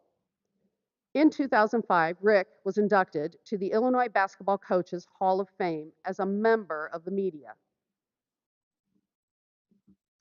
Rick and Judy have been married for 48 years, and as Rick jokes, they have been happily married 5 of those 48 years. You know you are truly in love when you can joke with your spouse like that. They have 3 children, Richard Sipovic Jr., Amy Boyles, currently serving on the IVCC Board of Trustees, and Chad Sipovic, who played IVCC basketball. Rick also has 5 grandchildren ranging in ages from 3 to 17. Willie and Emma are the oldest, and then Charlie, Lucille, and Allison. Rick has been a steadfast supporter of IVCC athletics, including providing housing for a time for an IVCC men's basketball player from Michigan who needed a place to live in the 1980s. Rick and his wife also regularly provided meals for members of the IVCC football team, as they knew college students always appreciated and could use a home-cooked meal. Here you see a 1985 picture of little Ricky Sipovic getting ready to take on Cortland Funchess, an IVCC football player, at one of those dinners. Rick also stepped in and co-coached the IVCC basketball team for the rest of the season after Coach Beals passed away. Rick has been involved in countless volunteer opportunities and is very civic-minded. After his good friend and radio partner, Lanny Slevin, lost his 3-year-old son, Patrick, to leukemia, Rick helped spearhead the Firecracker Classic men's softball tournament to raise funds for St. Jude's Children's Hospital. Proceeds from the annual tournament have provided hundreds of thousands of dollars to help families affected by childhood cancer. Rick was a volunteer taking phone calls during the St. Jude telethon. Rick is the one on the phone.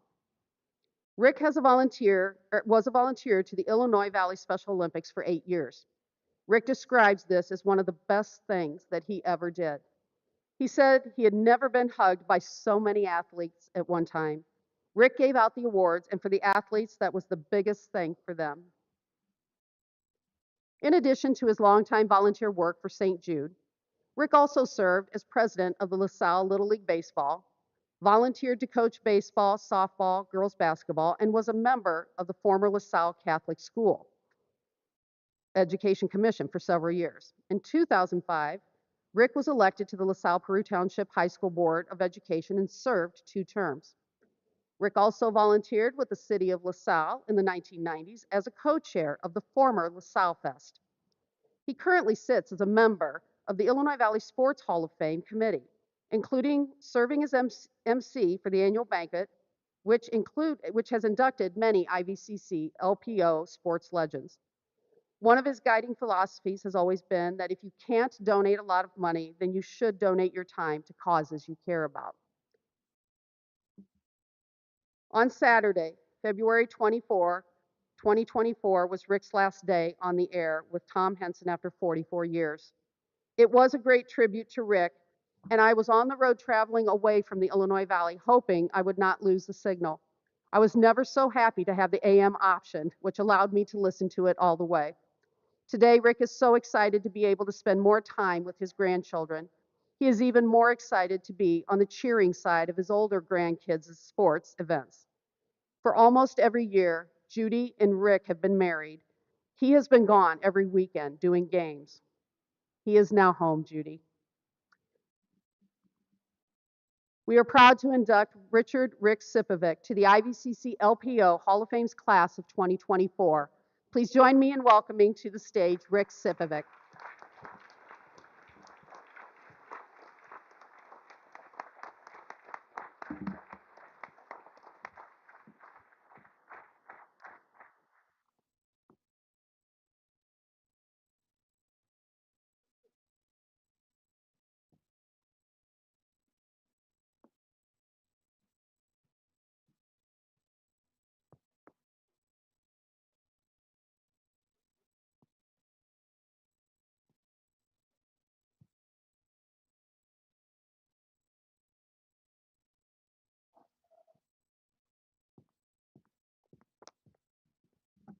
I bet the best thing I can say right now is I'm the last one.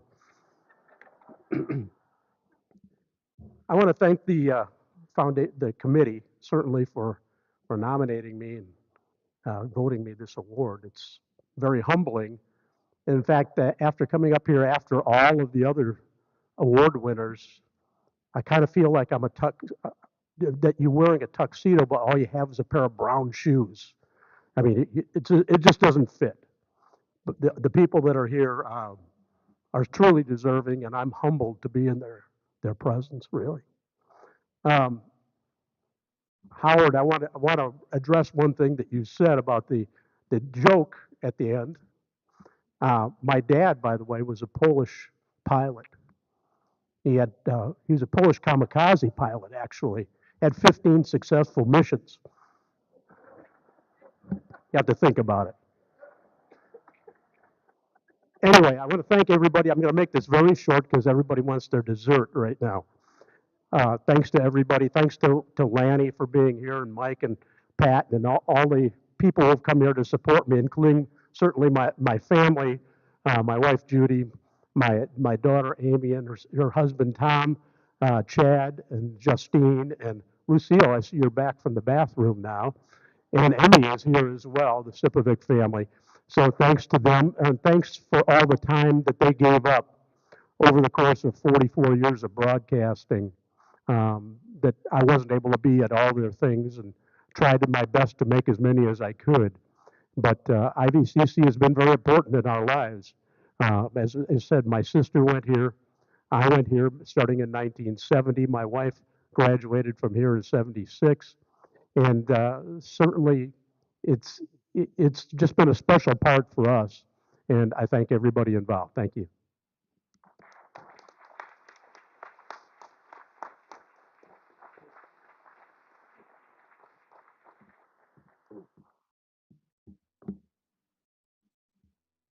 If the inductees or their representatives can make your way up to the stage and bring your certificate with you for pictures while I conclude tonight's event. We would like to give our deepest appreciation to our selection committee. Tracy Beatty, Executive Director of the Foundation, Lori Chenote, English faculty member and advisor to the student newspaper IV Leader, Ron Grollo, Dean of Natural Sciences and Business, Cindy Locke, Adult Education Specialist, Bill Zenz, IVCC Foundation Director and Illinois Valley Area Chamber Director. Thank you for your time and dedication in reading and scoring our nominations. Thank you to our technical coordinator, Chad Brokaw, who also live streamed our event and will be assisting with the video that will be posted to our IVCC Hall of Fame website. Thank you to our photographer, Jen Heredia, who will be available after our inductee pictures for any family and friends photos you would like to take. Thank you to our marketing team of Madonna Duncan, Peggy Schneider, and Carson Grom for assisting with the marketing of this event, and Carson for the design of our new Hall of Fame logo. Thank you to Whitson's Culinary Group for providing us with the desserts tonight. Those will be available in the Ralph Scriba Center, CTC room C124, 125 after the ceremony. And thank you to facilities for always assisting us with setup and takedown of our events. And last and most important, we would like to thank our IVCC Foundation directors for their dedication to our students and our programs like this one tonight. Special recognition goes to our president, Dr. Tracy Morris, and foundation team of Tracy Beatty and Donna Suskowski. This event was not possible without their tremendous support and the support we give each other day in and day out. Thank you all. We encourage you to join our Illinois Valley Community College Foundation and Alumni Association Facebook page to stay up to date on our news and events. And thank each and every one of you for coming tonight and hearing the amazing stories of our alumni. Please welcome again our 9 inductees into the IVCC-LPO Hall of Fame class of 2024.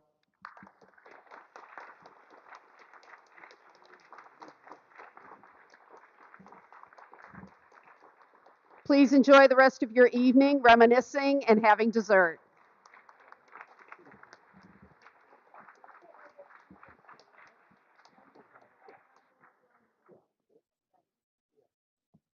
You want this left up?